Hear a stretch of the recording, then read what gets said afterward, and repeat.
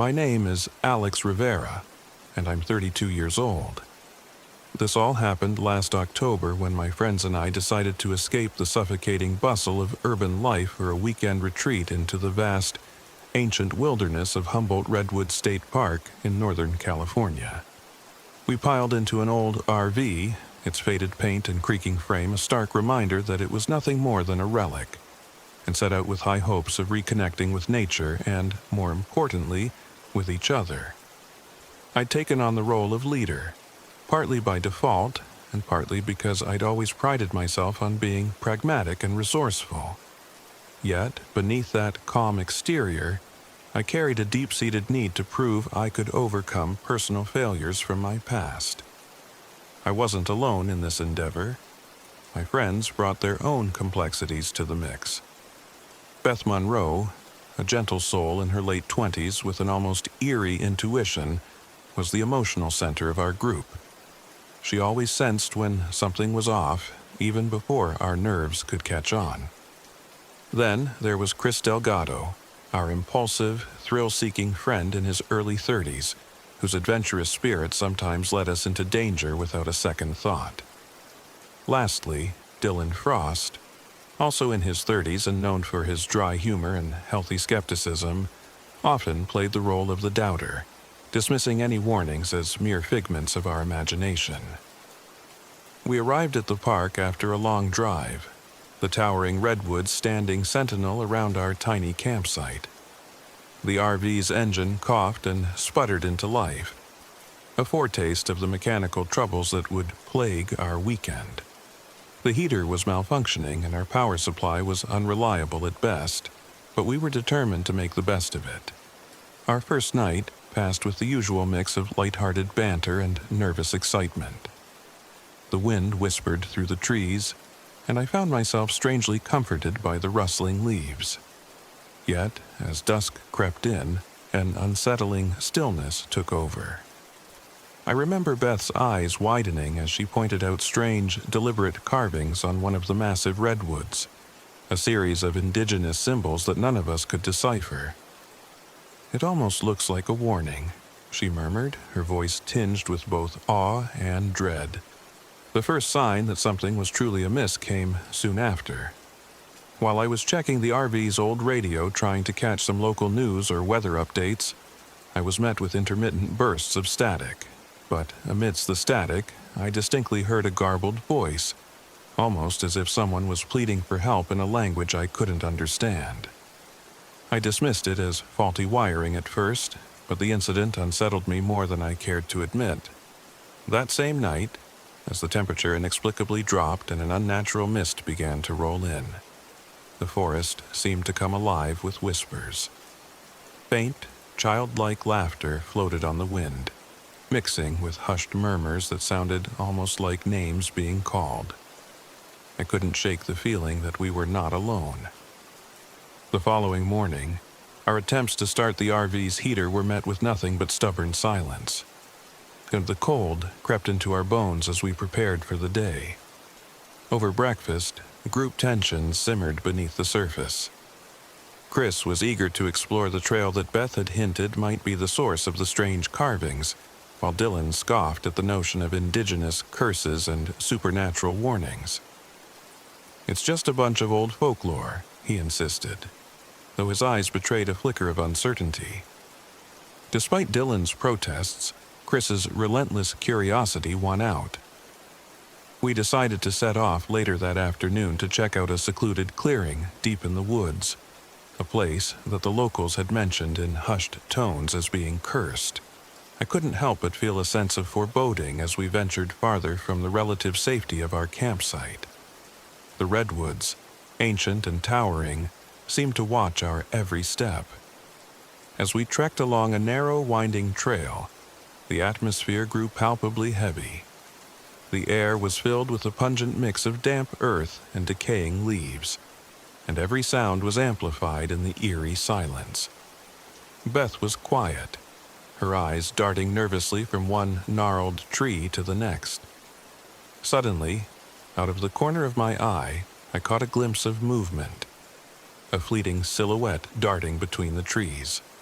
I called out, but the figure vanished before I could get a clear look. Our unease deepened when we reached a clearing marked by an ancient stone, partially covered in moss and lichen. Inscribed on it were the same symbols Beth had seen the night before, now illuminated in the soft, diffused light of the setting sun. As we gathered around, Chris ran his fingers over the carvings, his adventurous spirit urging him to delve deeper into the mystery. "This is just an old warning," he said dismissively, though his voice trembled slightly. "It means nothing." But nothing did mean something. That night, back at our campsite, the RV's radio once again crackled to life with distorted voices. This time, the voices weren't pleading. They were angry. The static was punctuated by sharp, frantic cries that sent chills down my spine. I tried to calm everyone down, insisting that we'd chalk it up to electrical issues. Yet, the cold, spectral laughter of children echoed outside, impossible to ignore. Sleep, if it could be called that, was restless. I awoke several times, each time with the feeling of being watched, as if unseen eyes were tracking every move I made. In the early hours, I crept out to investigate the source of the eerie laughter, only to find nothing but the dense, shifting mist. I returned, my mind racing with dread and uncertainty. The next morning, Beth shared her growing concerns. "I've been reading about local legends," she confided in a hushed tone over our meager breakfast. "There's talk of an ancient evil spirit, a vengeful entity invoked by wronged native peoples. They say it can possess humans and mimic the voices of those we love." Her words sent a shiver down my spine, and even Dylan looked uncharacteristically unsettled. As daylight waned, the true horror revealed itself. We were sitting around a crackling campfire when the ground began to tremble, and a cold, unnatural wind swept through our campsite. Objects started to move on their own, the kind of movement that couldn't be explained by a simple gust of wind. Suddenly, a violent force slammed into the RV, shaking it violently. In that moment, as I grasped the edges of the table for support, I realized that this wasn't just a mechanical failure or a figment of our imaginations. It was a supernatural assault. In the chaos that ensued, Chris, ever the risk-taker, bolted towards the dark forest, convinced he could confront the entity head-on. "I'm not going to let this evil win," he shouted before disappearing into the swirling mist. I tried to stop him, but his reckless determination left little room for persuasion. Beth and Dylan exchanged panicked glances as the realization set in. Our weekend retreat had transformed into a fight for our very lives. The RV's interior was bathed in the eerie glow of malfunctioning lights, and I could see shadows moving with a life of their own on the walls. I gathered Beth and Dylan, urging them to stay close as we prepared to face the unknown. We were no longer just a group of friends on an adventure. We had become survivors caught in a battle against an ancient, malevolent force.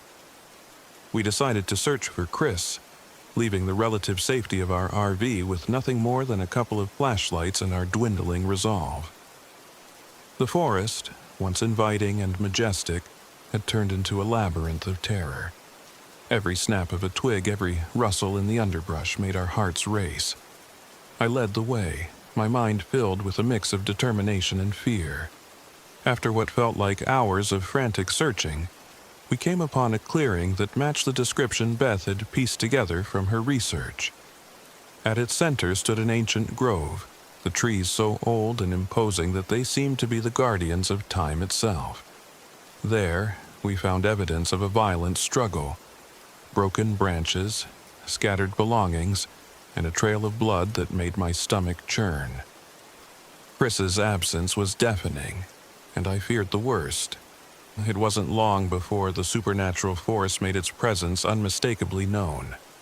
A swirling mass of dark energy coalesced before our eyes, taking on a vaguely humanoid shape that flickered between reality and nightmare. The entity's face was a blur of anger and despair, and in a voice that was both multiple and singular, it spat out curses in a language none of us understood. In that horrifying moment, I realized that the local legends were not mere stories. They were the grim reality of an ancient curse. The entity's assault was both violent and merciless. It lashed out with an unseen force that sent Beth stumbling back and Dylan clinging to me for support. I tried to shield them, but the power of the force was overwhelming. The ground shook as if the forest itself was protesting the intrusion, and objects around us were thrown into the air like rag dolls. In the chaos, I could hear a faint, familiar voice calling out, Chris's voice. But it was distorted, layered with something sinister that made my blood run cold. When the tumult subsided, we found ourselves huddled together, shaken and injured. Beth's eyes were wide with terror as she recounted what she had witnessed. I saw him, Alex. I saw Chris, but not as he is. It was like a reflection, a twisted mirror image of him. And then he just vanished. The weight of her words fell heavily on all of us, the realization dawning that we were dealing with an entity that not only attacked our bodies, but also sought to corrupt our very souls. Desperation forced us to reconsider our options. With the RV's equipment failing us and the night growing ever darker, we were left with no choice but to confront the evil head-on. I recalled a passage Beth had mentioned from a local manuscript she'd discovered in a small historic library in the nearby town. The document spoke of a ritual meant to appease the vengeful spirit, a ritual deeply rooted in indigenous traditions. Though none of us were experts in these ancient rites, it was our only hope. We returned to our campsite, our hearts pounding in unison.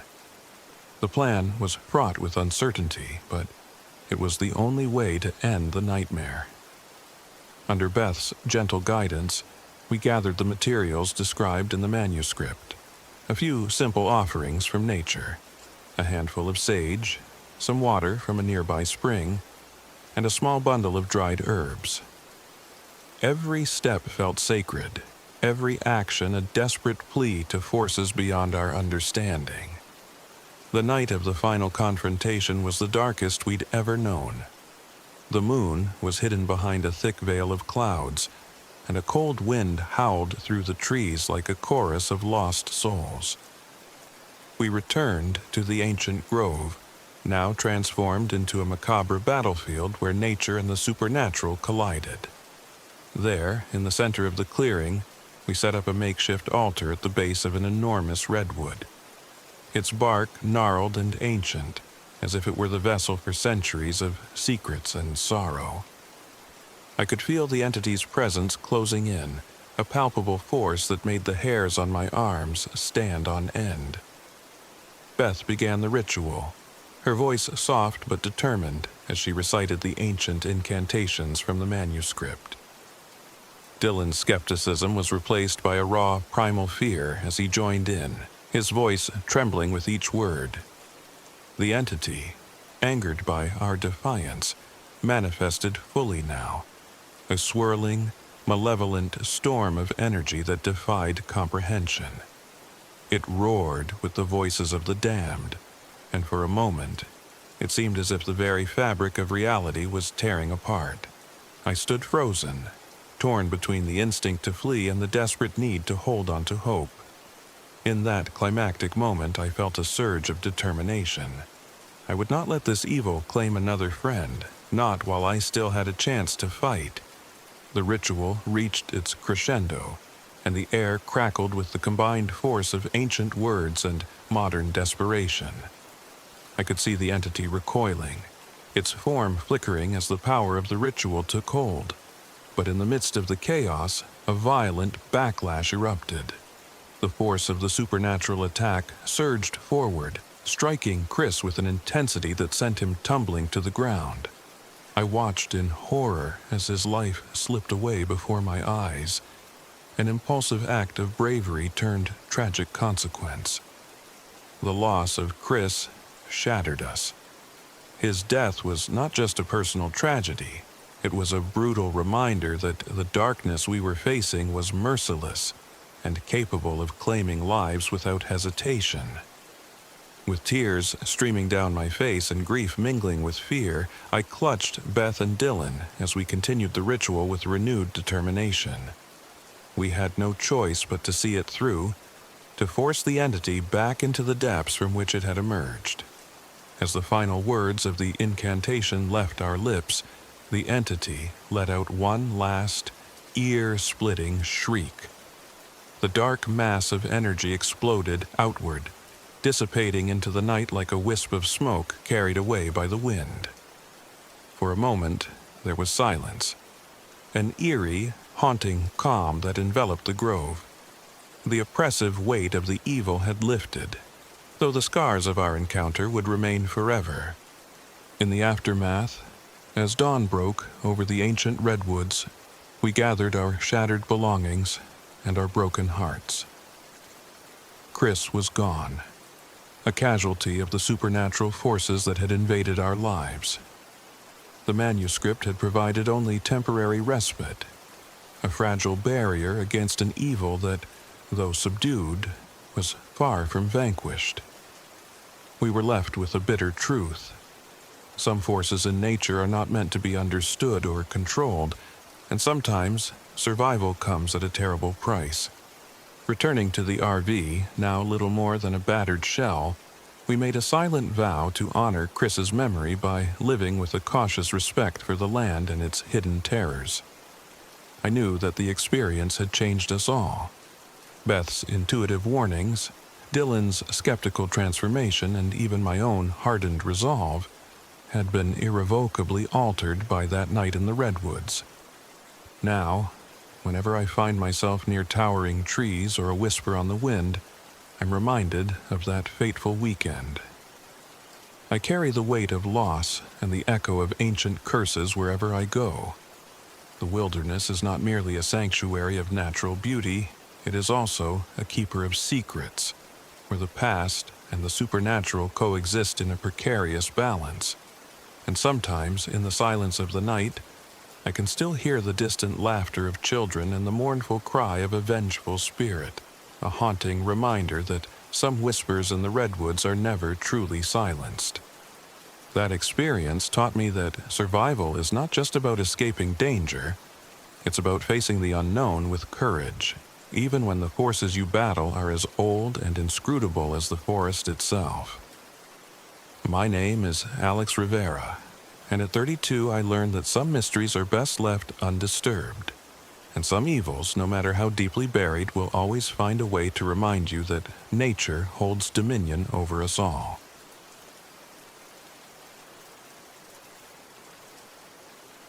My name is Elliot Saunders, and I'm 45 years old.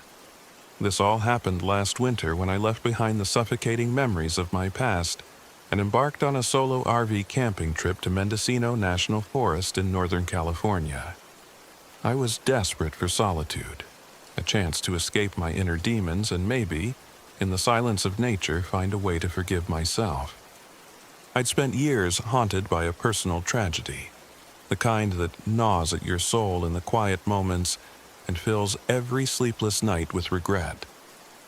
The decision to travel alone wasn't made lightly. It was a final bid to start over, to bury the guilt that had clung to me like a shroud. I'd rented an old RV, a creaking, unreliable beast that somehow seemed a fitting companion for my journey. It was a far cry from modern comfort, with its sporadic electrical failures, a malfunctioning heater, and an ancient set of tires that had seen better days. But it promised mobility, and that was enough for me. I arrived at the outskirts of Mendocino National Forest on a gray, overcast morning. The towering trees, cloaked in mist, loomed like silent guardians of ancient secrets. I parked the RV on a narrow, gravelly spot near a small clearing and set about establishing my temporary home. The air was crisp, carrying the scent of damp earth and pine needles. A fragrance that should have soothed my frayed nerves, yet also hinted at mysteries buried deep within the forest. As soon as I settled in, I began noticing odd details. While unpacking my meager supplies, I discovered a series of strange carvings on the trunk of a nearby oak. The symbols were intricate and deliberate, clearly not the random marks of nature or vandalism. They resembled indigenous designs, steeped in symbolism and forewarning. My heart gave a small, involuntary lurch as I traced the patterns with my fingertip. I wasn't an expert on native Californian lore, but something in those curves and lines spoke of ancient grief and a lingering anger, a curse, perhaps, etched by those who had suffered injustices long ago. That evening, as dusk draped itself over the forest, I attempted to start the RV's old heater. It coughed and sputtered, and eventually, the flickering light it cast was joined by the glow of a malfunctioning dashboard. I settled in for the night, trying to ignore the eerie whispers that seemed to emanate from the walls of the RV. Soon after, the old radio, which had been silent for days, suddenly crackled to life. I fumbled with the dial, but instead of a familiar station, I caught fragments of garbled voices. At first, I thought it was a technical glitch, but then I heard it clearly. A voice that sounded almost like a pleading whisper, as if someone was calling out for help. I couldn't tell if it was a message in a foreign language or just the wind twisting the static into words, but it left an indelible chill on my spine. Sleep was a reluctant visitor that night. I awoke several times, each time with the distinct impression that I was not alone. There were moments when I heard what seemed like a distant conversation, overlapping with the soft echoes of someone calling my name. In the solitude of the night, every sound was amplified, every creak of the RV a reminder of my vulnerability. I even glimpsed a figure in the peripheral darkness, a fleeting silhouette that vanished before my eyes could adjust. My rational mind fought to explain it away, but deep down I knew something was very, very wrong. The next morning, I resolved to inspect the surrounding area for any logical explanation for these disturbances.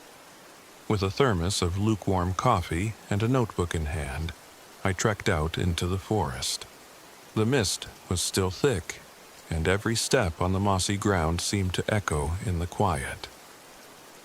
As I wandered deeper into the woods, I encountered more of those strange markings carved into the bark of ancient trees. The patterns were similar to the ones I'd seen near the RV, but here they were larger, more deliberate, almost as if they were part of a ritual or a warning left for unwary travelers. It wasn't long before I came across something that defied simple explanation. On a lonely forest road, I spotted a figure, a lone hitchhiker standing by the side, cloaked in ragged clothing and bathed in an eerie half-light. I slowed the RV to a stop, my heart pounding in my ears. The stranger's eyes were hidden under a tattered hat, and his expression was unreadable. I rolled down the window and called out a cautious greeting, but before I could speak, the figure melted away into the mist, as though swallowed by the forest itself.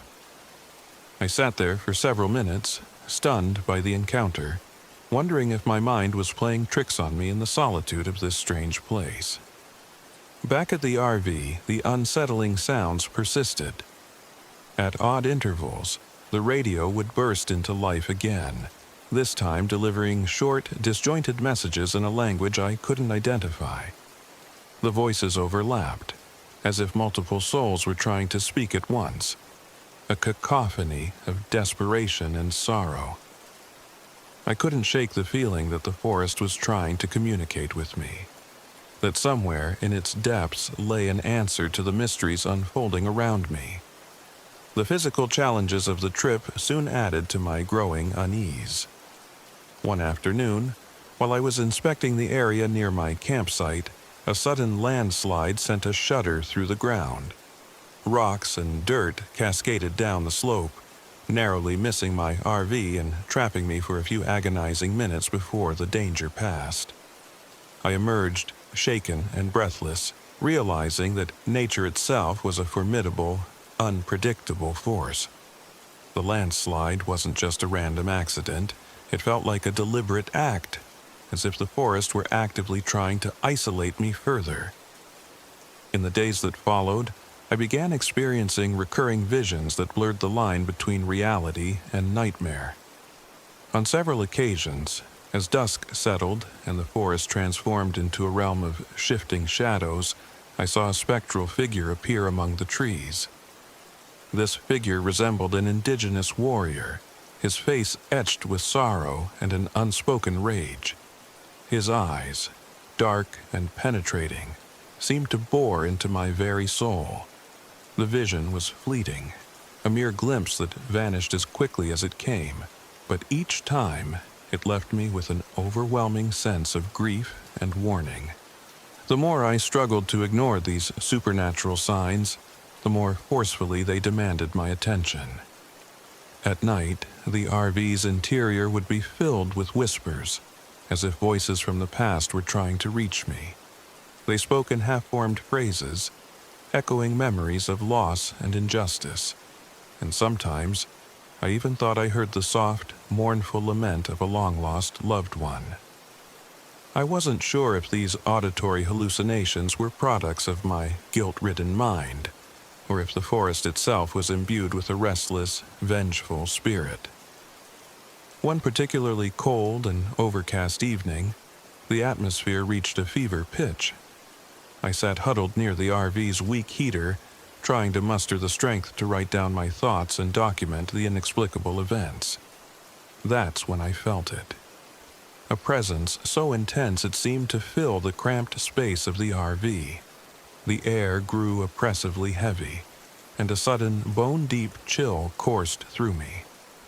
I could see my breath in the dim light as a gust of wind rattled the windows. In the midst of this, the radio erupted once more with a burst of static that was punctuated by a clear, resonant voice. A voice that wasn't entirely my own.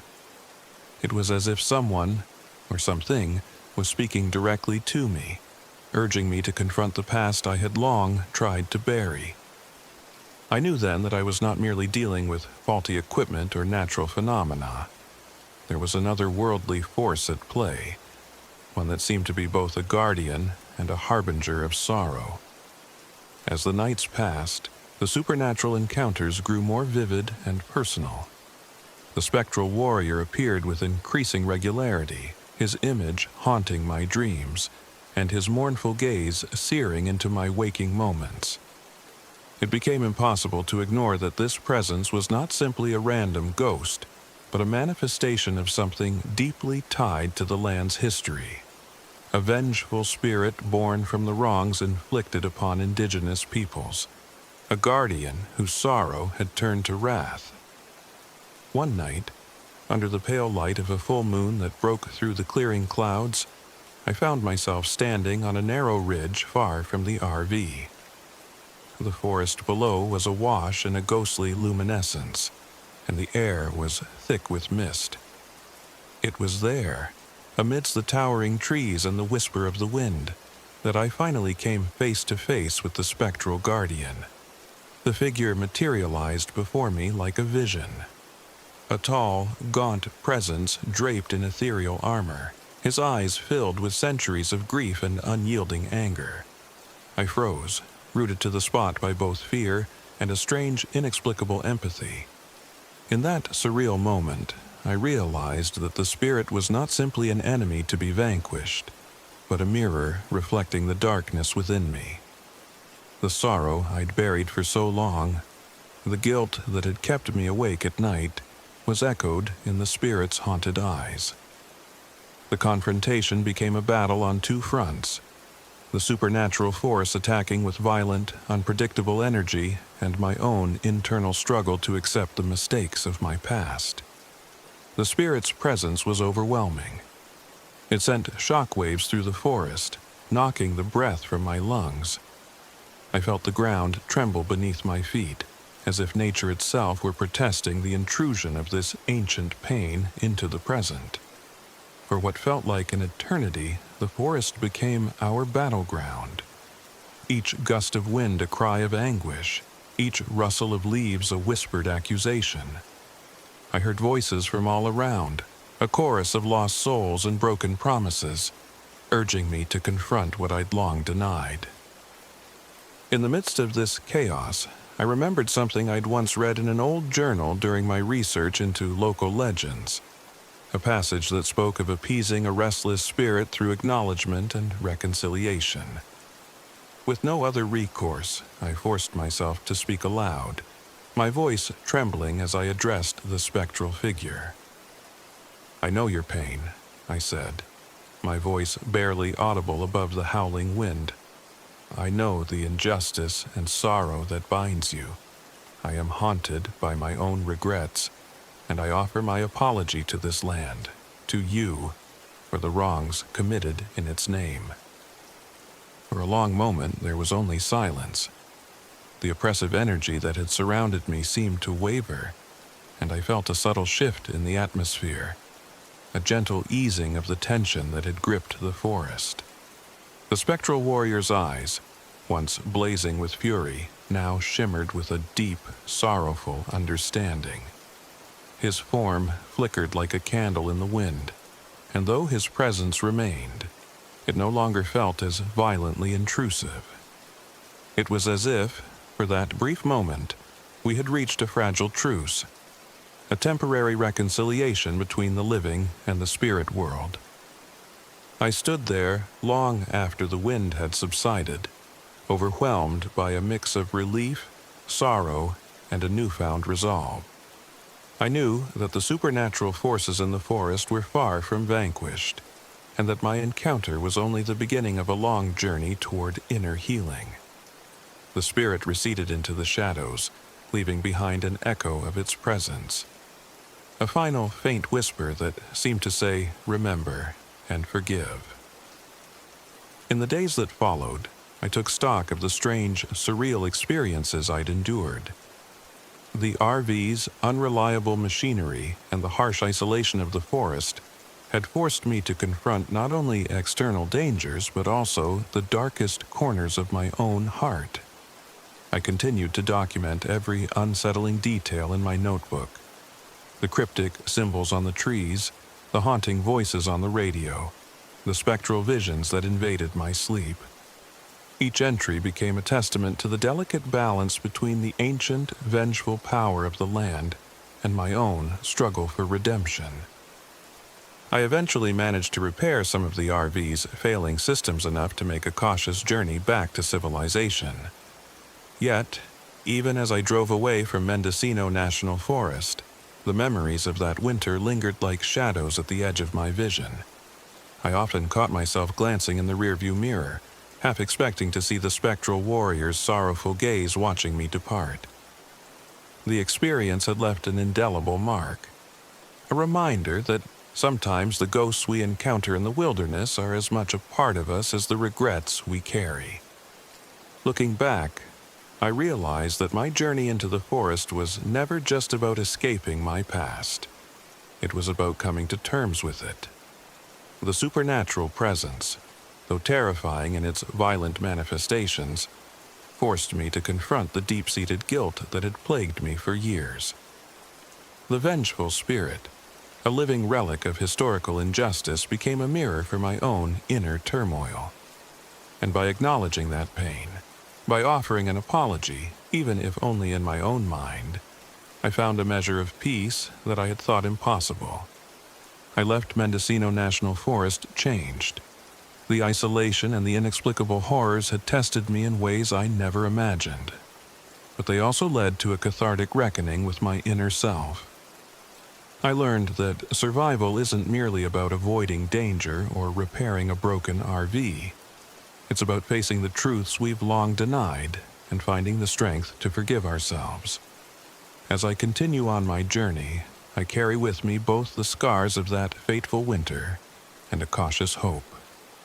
A hope that one day the echoes of solitude might give way to a life filled with light, understanding, and the possibility of redemption. My name is Elliot Saunders, and at 45 I've come to understand that the wilderness holds secrets far older than our modern woes. It teaches us that even the most haunted souls can find solace if they are brave enough to confront their past, listen to the whispers of the earth, and offer a heartfelt apology to those who came before us.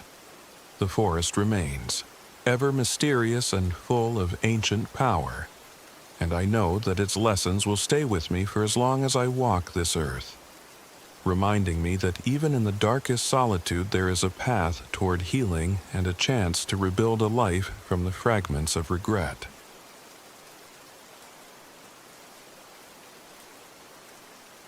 My name is Jessica Jess Morales. I'm 29 years old, and this is the story of the weekend that changed my life forever.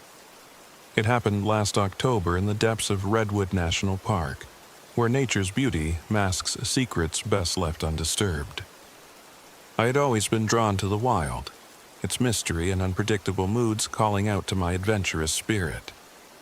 When my friends Ethan, Lisa, and Marcus suggested a camping trip in Northern California, I jumped at the chance. We needed an escape from the oppressive grind of urban life, a brief respite to celebrate my birthday and reconnect with one another. I was determined to lead the way, even if my impulsive nature sometimes put us at odds with the more cautious among us. Our journey began with high spirits and a rented RV that promised us comfort on the wild roads ahead. But it wasn't long before we discovered that our mobile haven had its own personality, one that seemed to be perpetually malfunctioning.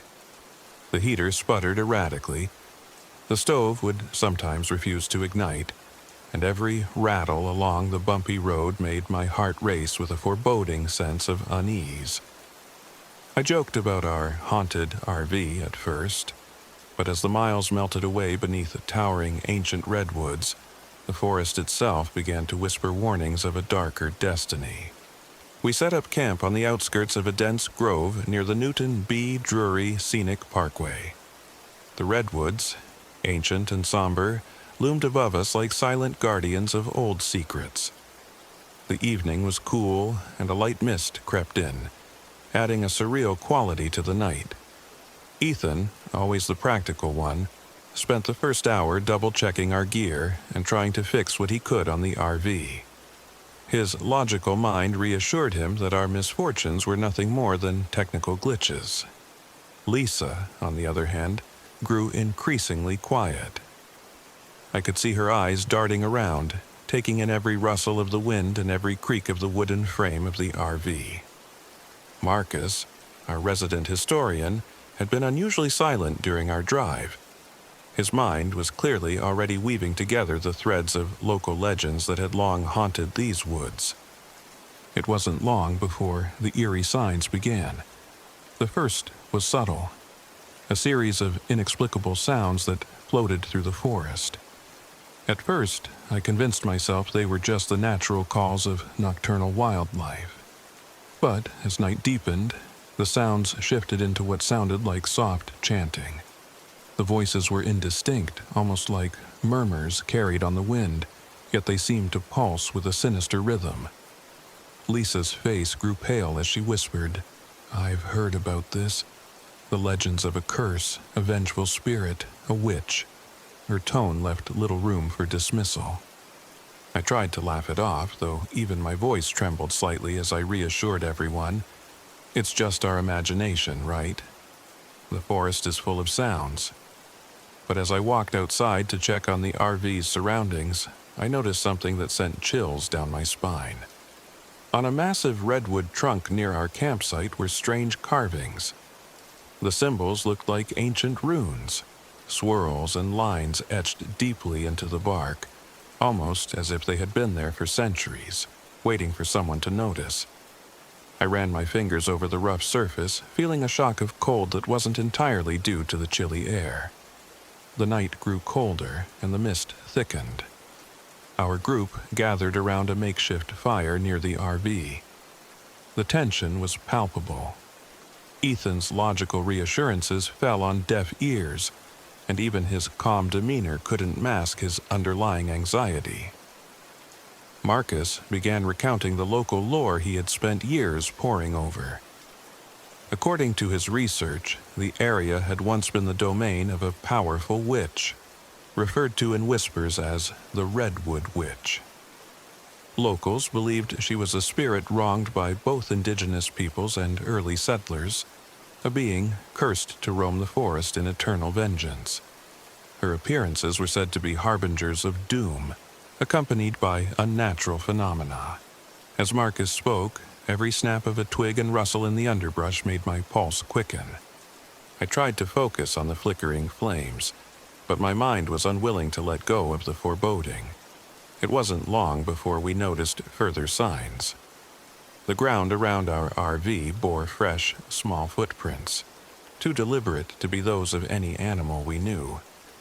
And then came the glimpse, a flash of movement at the edge of the firelight. I swear, I saw a cloaked figure, its eyes glinting with an eerie light, watching us silently from the darkness beyond the trees. The group was instantly on high alert. Ethan's skepticism wavered as he tried to rationalize the incident with logic, but even he couldn't deny the strangeness of the situation. Lisa's intuition screamed that we were in the presence of something ancient and malevolent. Tensions began to rise. I felt caught in the middle. My natural instinct to lead clashed with the mounting fear that our weekend of adventure was spiraling into a nightmare. The following morning, determined to uncover the truth behind our plight, we set out on a short hike. The faulty RV and our ill-prepared gear made the journey all the more challenging. A sudden rainstorm caught us off guard, forcing us to seek shelter under a canopy of redwoods. We huddled together, dripping and shivering, while Marcus led us to a nearby clearing where he had once read of old indigenous rituals meant to appease the restless spirits of the forest. There, in that rain-soaked clearing, we found more evidence of the supernatural. The same symbols we'd seen on the tree trunks were etched into the stones on the ground, a sort of ancient map or a record of rites performed long ago. As I knelt down to examine them, I couldn't help but feel that our presence had disturbed something that was meant to remain undisturbed. That evening, as the rain subsided into a melancholic drizzle, we returned to our RV. Exhaustion battled with dread in every step. Inside the cramped space, our conversations turned tense. Ethan argued that our experiences could be explained by natural phenomena and the stress of our journey, while Lisa maintained that our instincts were trying to warn us of a danger that defied logic. I found myself growing frustrated with the lack of consensus, but deep down, I knew that something was very, very wrong. It wasn't until midnight that the true horror revealed itself. I awoke to a piercing scream, a cry of anguish and despair that echoed through the darkened forest. I bolted upright in the RV, heart pounding so fiercely I was sure the others would hear it. I called out, "Is anyone awake?" The response was a collective, terrified silence. Outside, through the rain-spattered window, I saw a figure wandering between the trees. A woman in a tattered white dress, her face obscured by shadows, yet unmistakably filled with sorrow and rage. For a moment, time seemed to freeze as I stared into those haunted eyes. The figure moved as if gliding over the forest floor, leaving behind no trace but a lingering chill in the air. "Guys, wake up!" I shouted, my voice cracking with fear. One by one, they stirred. Ethan's face was ashen. Lisa clutched her arms as if to ward off the cold, and Marcus simply stared, a grim determination etched on his face. We gathered around the window, too terrified to speak as the spectral figure disappeared into the darkness, leaving us with more questions than answers. In the ensuing hours, our fears intensified.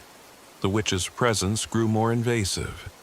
Shadows seemed to stretch and twist with unnatural intent, and the wind carried faint, mournful cries that sounded like the lament of 1,000 lost souls. I found myself unable to sleep, haunted by the memory of that spectral gaze.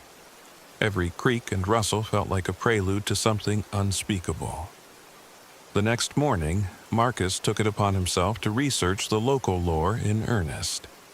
Over a hastily prepared breakfast, made in our temperamental RV, we pored over old manuscripts and online archives on his laptop. He discovered accounts of the Redwood Witch that dated back to the early days of California's settlement, intertwined with the indigenous narratives of a powerful, vindictive spirit. According to legend, she had been wronged by those who sought to control the land, her curse a manifestation of nature's wrath against human greed and disrespect. The ritual Marcus found suggested that acknowledging her power and performing an ancient appeasement rite might be our only chance to calm her fury. As the day wore on, the group's dynamics reached a breaking point. Ethan's attempts to maintain a rational outlook clashed bitterly with Lisa's insistence that the supernatural was at work. My own excitement about the adventure had given way to a dread that seeped into my very bones.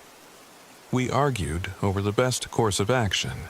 Should we flee, or should we confront the witch head-on? The turning point came when the RV's heater failed completely in the midst of a biting cold snap. With the temperature plummeting and our supplies dwindling, the decision was made to seek shelter in an abandoned ranger station that Marcus had read about, a relic from a bygone era, nestled on the outskirts of the park. The structure was dilapidated, its wooden walls creaking ominously in the wind. Yet it offered the promise of warmth and a temporary reprieve from the supernatural terrors that stalked us. That night, in the fragile safety of the old station, we attempted the ritual Marcus had uncovered.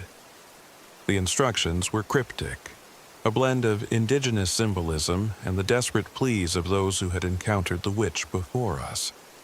With trembling hands, Lisa arranged a circle of stones etched with the same ancient symbols we had discovered in the forest. Ethan reluctantly gathered the makeshift offerings, a few scraps of food, water, and even a cherished memento from his childhood, items he believed might serve as tokens of goodwill to appease the spirit. As the hour of the ritual approached, the atmosphere inside the station grew unbearably tense. I led the incantation, my voice faltering at first, but growing steadier with each word. The ritual space seemed to vibrate with a palpable energy, and I could sense the witch's presence bearing down on us from the depths of the forest. Outside, the wind howled like a chorus of lost souls, and the very walls of the station seemed to shudder in fear. In that suspended moment, as we recited the final words of the ritual, a sudden, violent gust of wind slammed the door shut, plunging us into darkness. The temperature dropped further, and for a split second I felt an overwhelming sense of despair, as if the weight of the centuries had come crashing down upon us. Then a sound like 1,000 whispered curses filled the air. It was the witch, her anger now an unstoppable force. In a burst of blinding light, the apparition materialized before us in the station's center. Her features were both beautiful and terrifying. An ethereal, almost otherworldly quality to her face, yet her eyes burned with a fury that defied reason. Her voice, when it came, was a sibilant, hissing whisper that seemed to vibrate inside my skull. "You dare disturb my rest?" Panic erupted. Ethan rushed to the door, trying to force it open, while Lisa clutched her arms, tears streaming down her face. Marcus, ever calm in the face of horror, shouted for us to remain within the circle. I felt as if I were caught in the eye of a storm, every instinct urging me to flee even as the ritual demanded our unity. The witch's wrath was unrelenting. The light around her intensified, and for a moment, the station's walls seemed to melt away into a vortex of swirling shadows. I could hear the sound of something breaking, glass, wood, and perhaps even bone, amid the cacophony. When the light finally subsided, the room was left in a state of chaos. Ethan was sprawled on the floor, injured by what looked like an unseen force. Lisa was huddled in a corner, her face ashen, muttering prayers she barely believed. Marcus, though visibly shaken, stood resolute, his eyes fixed on the spectral figure. The witch's gaze fell upon me, and in that moment, I understood that our fate was sealed by our own hubris. The ritual had not appeased her anger. It had only summoned her full fury. I felt an icy chill seep into my bones as she stepped closer, her spectral form now menacingly tangible. "Your trespass demands a price," she intoned. Desperation took hold. In a split-second decision, I lunged forward, grabbing the remnants of the circle's stones and clattering them at the witch. The sound of breaking stone was drowned out by a guttural roar as she retaliated with a force that sent shockwaves through the station. I could feel the room vibrate as if the very earth was crying out in agony. In the ensuing chaos, I lost track of time. The next thing I remember was the sound of my own ragged breathing as I stumbled out of the station into the cold, starless night. The forest loomed around me, indifferent and eternal.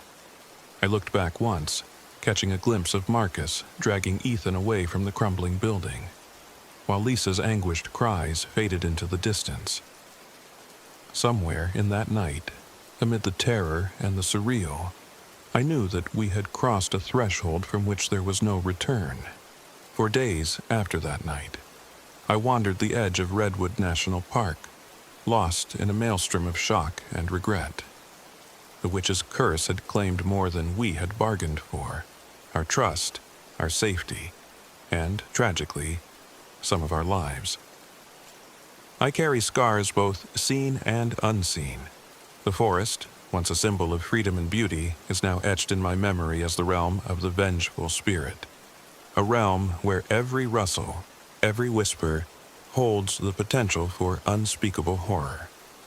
I eventually rejoined what remained of our group, though the bonds we once shared had been irreparably shattered by that night. Ethan's pragmatic resolve had given way to a silent, haunted look in his eyes. Lisa never again felt safe in the embrace of nature, her dreams forever haunted by the spectral figure in white. Marcus, burdened with the knowledge of what we had awakened, vowed to spend his life researching the ancient lore in the hope of preventing future tragedies. As for me, I returned to my life forever changed. A life marked by the stark realization that some legends are rooted in truths too terrifying to ignore. Every time I pass by a redwood, I remember the witch's eyes, burning with ancient fury, and the voice that whispered in the darkness, "Your trespass demands a price." I learned that survival in the wild isn't just about battling the elements or faulty equipment. It's about respecting the old, dark forces that linger at the edges of our understanding. Now, when I write this story, I do so with a heavy heart and a cautious spirit. I share it not to seek sympathy, but as a dire warning. Respect the land and its history, for nature harbors secrets that may not forgive our intrusion. And as the redwoods stand silent witness to the passage of time, I wonder how many more souls have been lost to the curse of the Redwood Witch, and how many more will be if we continue to disregard the ancient powers that still roam these sacred woods.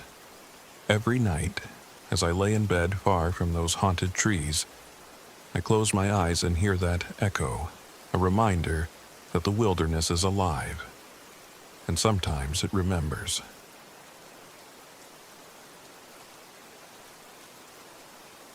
My name is Daniel Pierce.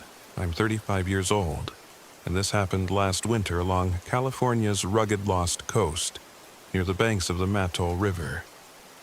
I had been chasing the promise of solitude to escape the ghosts of my past, a painful divorce and a litany of regret that had turned every familiar mirror into a reflection of my guilt.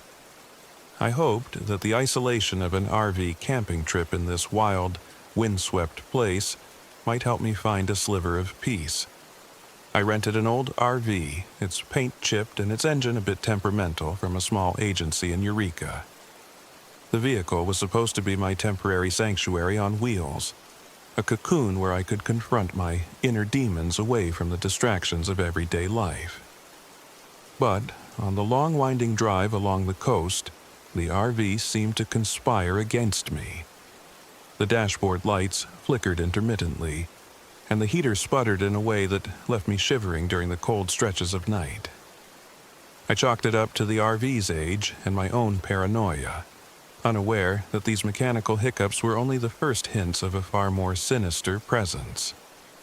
I arrived at my destination late in the afternoon. The campsite was secluded, a small clearing near the Mattole River, surrounded by dense, wind-whipped trees and dramatic coastal bluffs.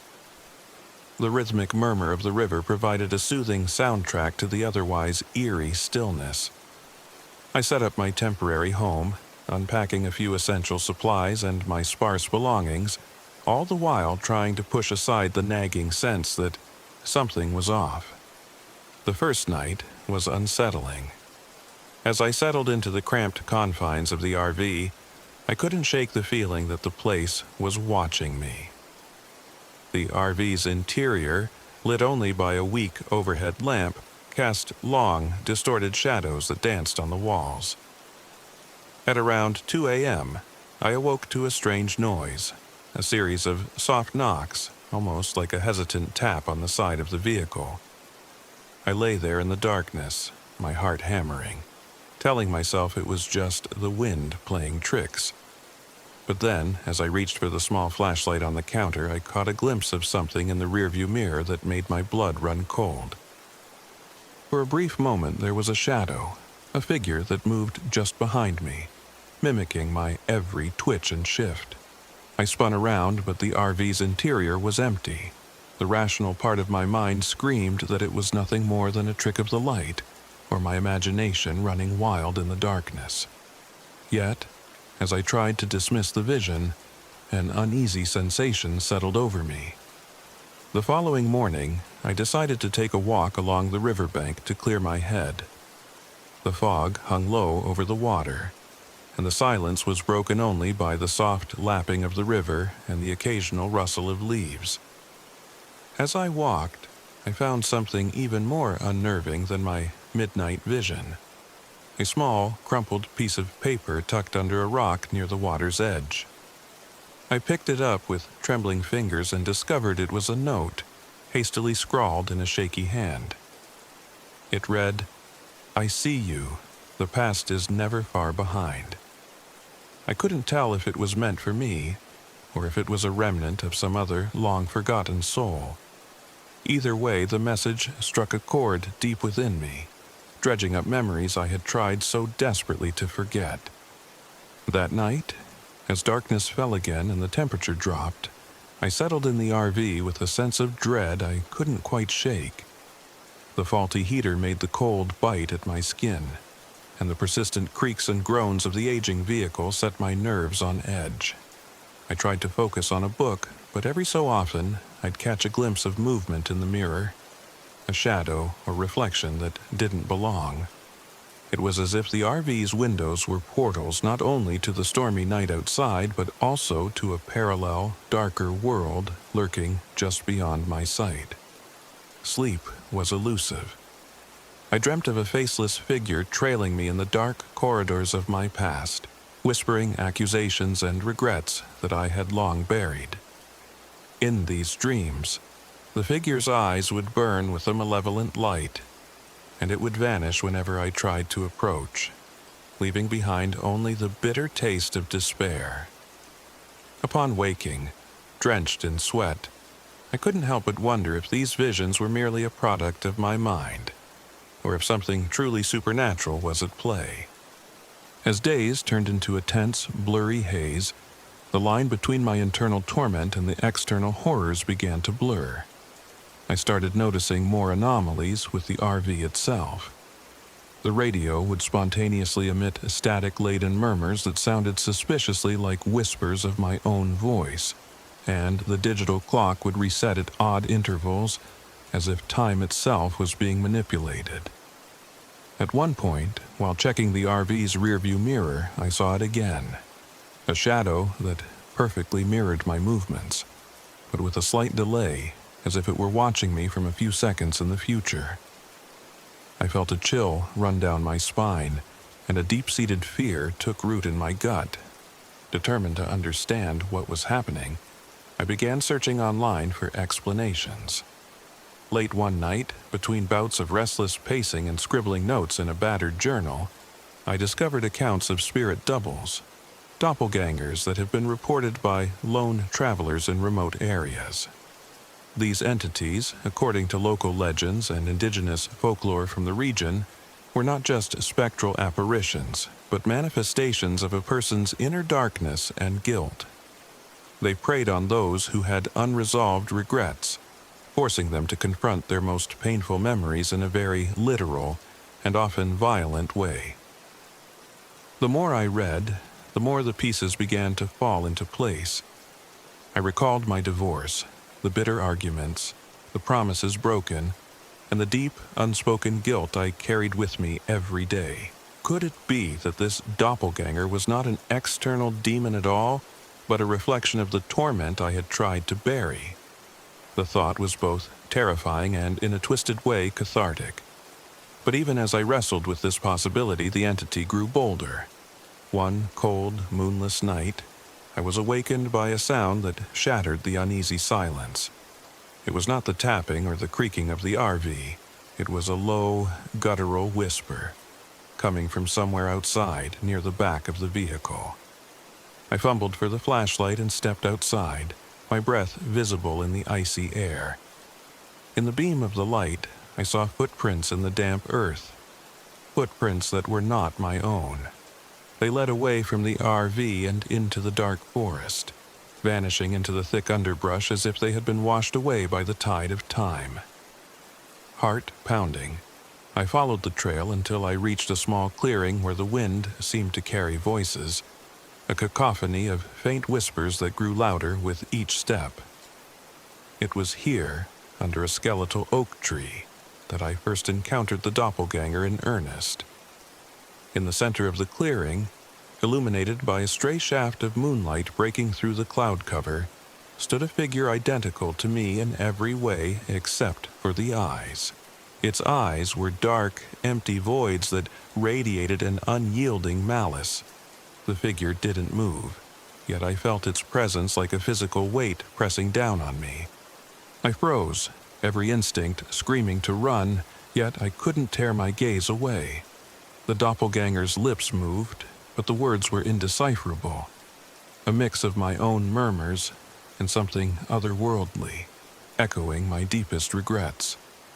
In that moment, I felt an overwhelming surge of fear and sorrow, as if the entity was forcing me to confront all that I had been running from. Over the next few days, the encounters became more frequent and more violent. The RV's malfunctions escalated. The heater failed completely during a particularly brutal cold snap, leaving me shivering in the dark, cramped space.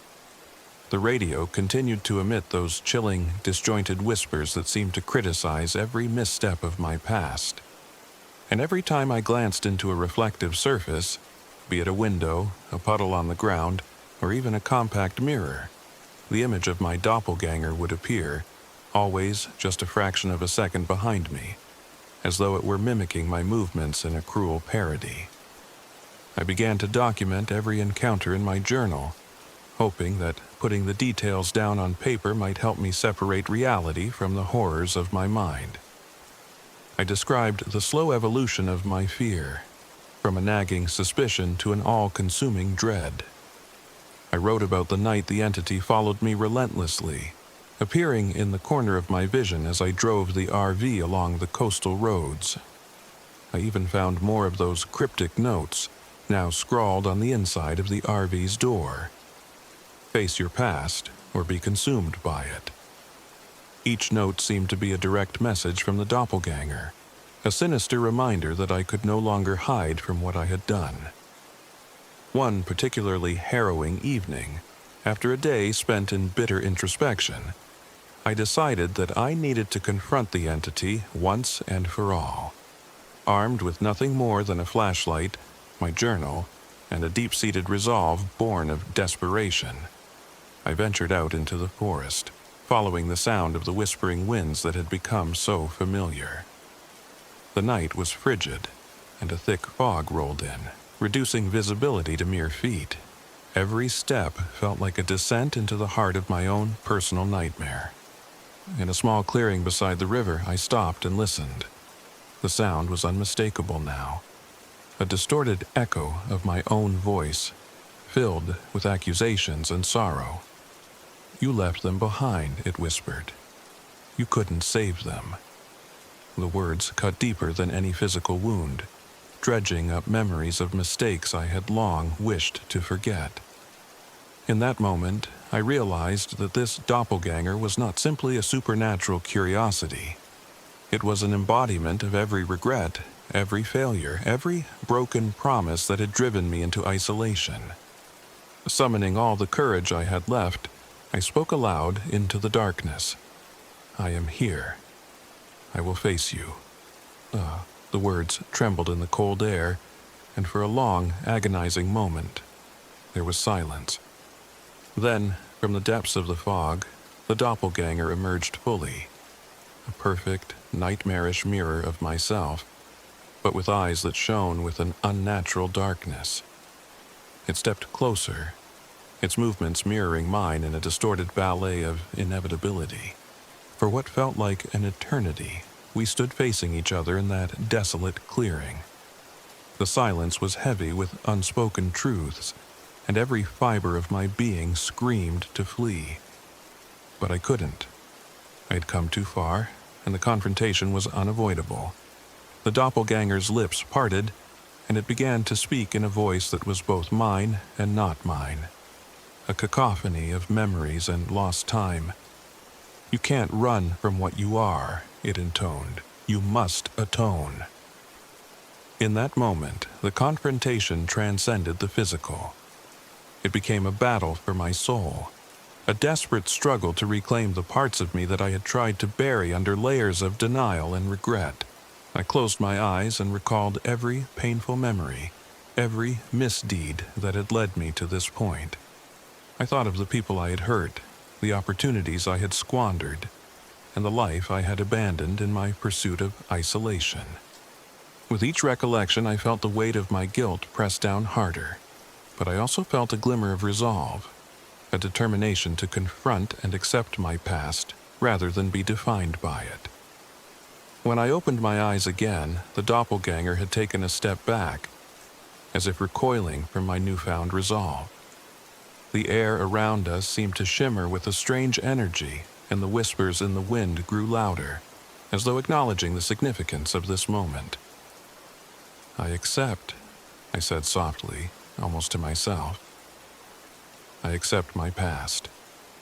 I accept every mistake." I repeated the words, letting them echo into the night, until they seemed to dissolve the oppressive darkness that had engulfed the clearing. For a few long, excruciating minutes, nothing happened. Then, as if the very fabric of reality was being rewritten, the doppelganger's form began to waver and distort. The malignant presence that had haunted me for days started to dissipate, like mist under the morning sun. The oppressive weight that had pressed upon my chest lightened, replaced by a fragile sense of relief and clarity.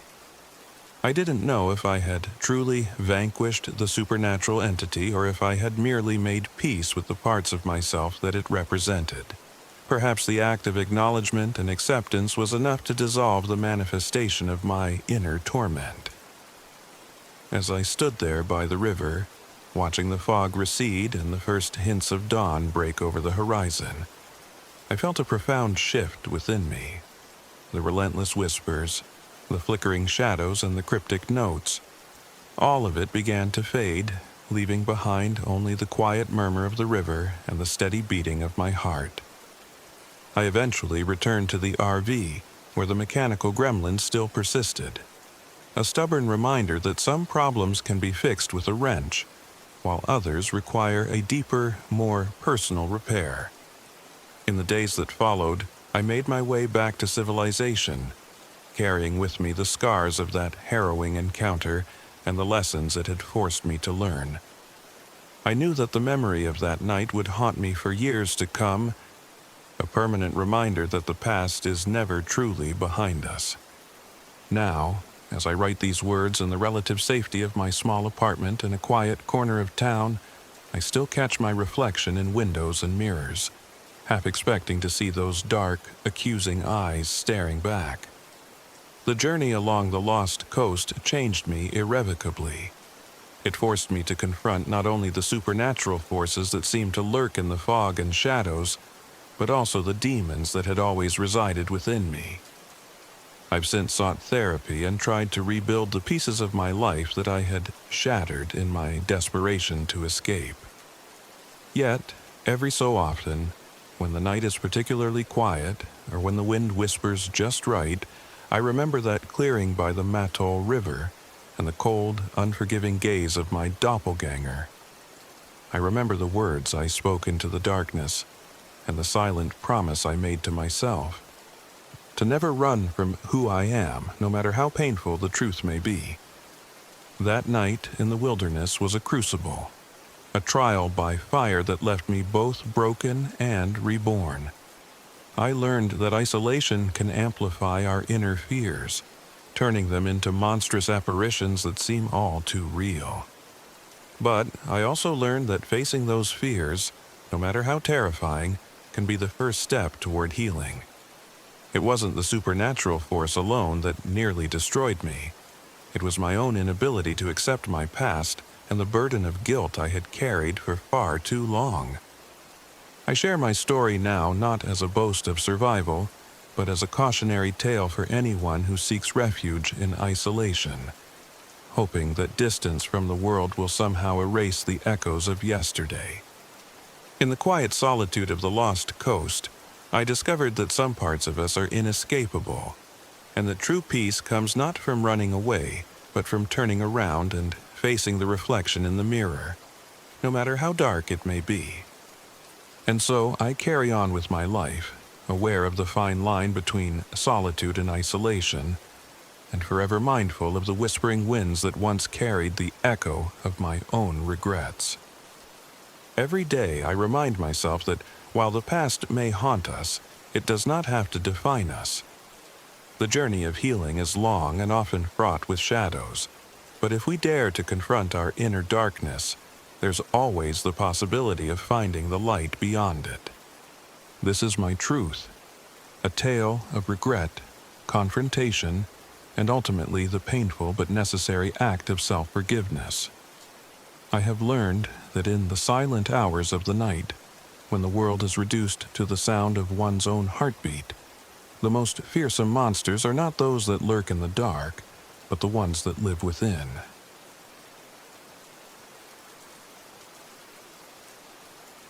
My name is Emma Dalton, and I'm 32 years old. This happened last autumn, during what was supposed to be a rejuvenating RV camping trip deep in California's Shasta Trinity National Forest. A trip that turned into a nightmare I still struggle to remember clearly.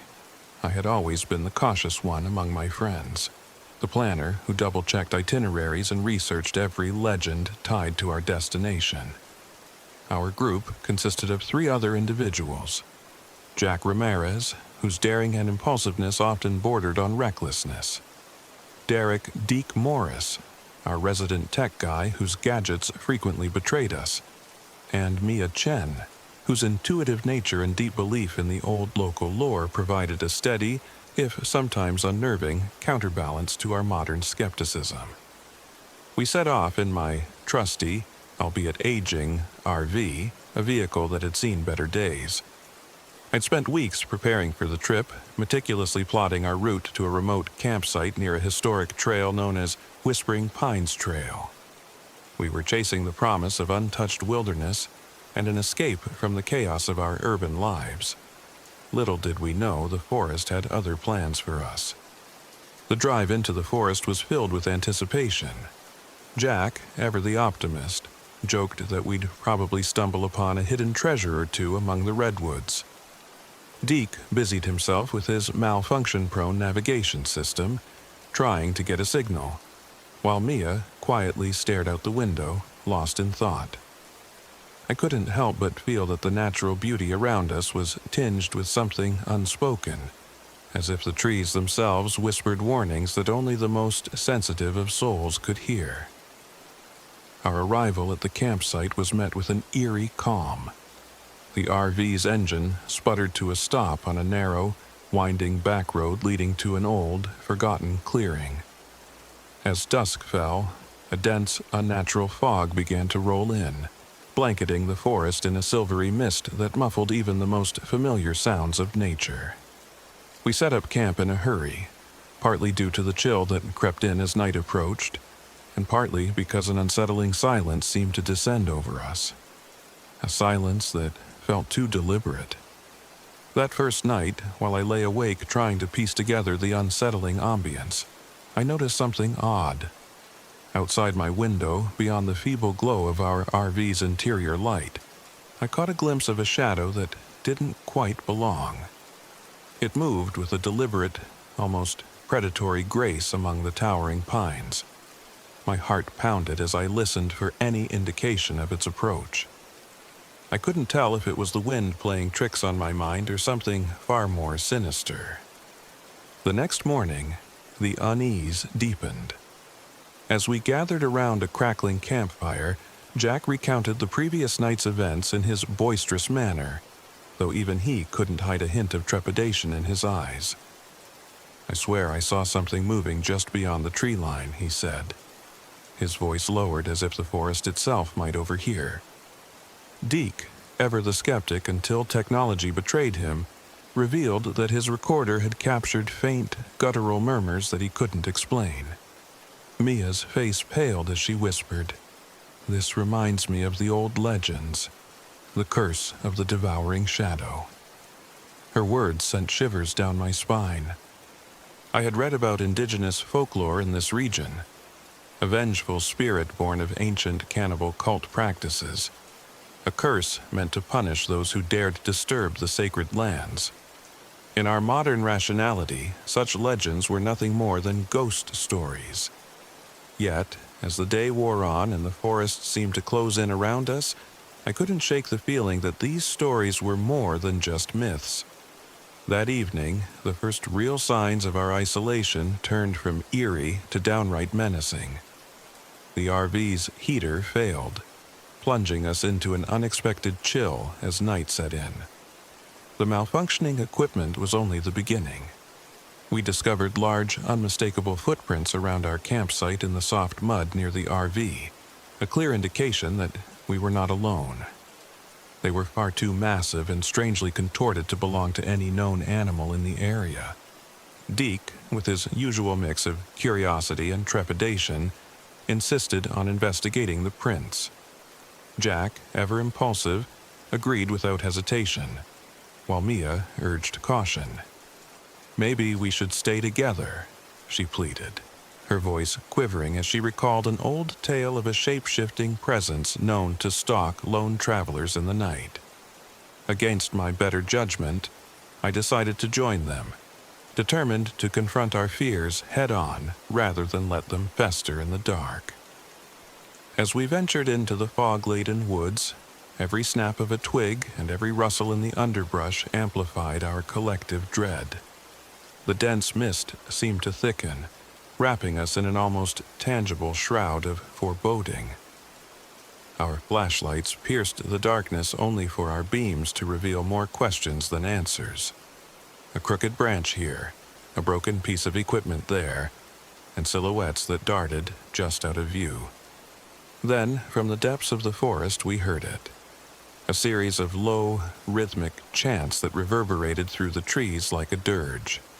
The sound halted us in our tracks. Jack's eyes shone with a mix of adrenaline and fear as he whispered, "Do you hear that? It sounds like a ritual." Mia's hands trembled visibly as she clutched hers together, silently praying that the legends were just stories after all. Deke, struggling to keep his voice steady, said, "We need to record this. It might help us understand what we're dealing with." His recorder, however, seemed to malfunction again, emitting static that blended ominously with the chanting. Back at the campsite, tensions escalated. Our RV, our supposed sanctuary, creaked and groaned as if it too was under siege by unseen forces. Jack's insistence on exploring further clashed with my desire to fortify our position and seek shelter. The argument became heated. "We can't just sit here waiting for something to kill us," Jack argued, his frustration palpable. "Maybe if we face it head-on, we can scare it off." I countered with a calmer, yet firm tone. "This isn't about courage or foolhardiness. We need to be smart. Listen to what Mia's been warning us about." Mia's anxious eyes darted between us, silently pleading for peace, while Deke fiddled with his devices, hoping desperately to salvage some evidence from the chaos. That night, the supernatural manifestations grew bolder. As the wind howled and rain began to lash against the RV's metal exterior, the chanting resumed, louder and closer this time. Shadows flickered at the edge of our vision, merging with the dark shapes of the trees.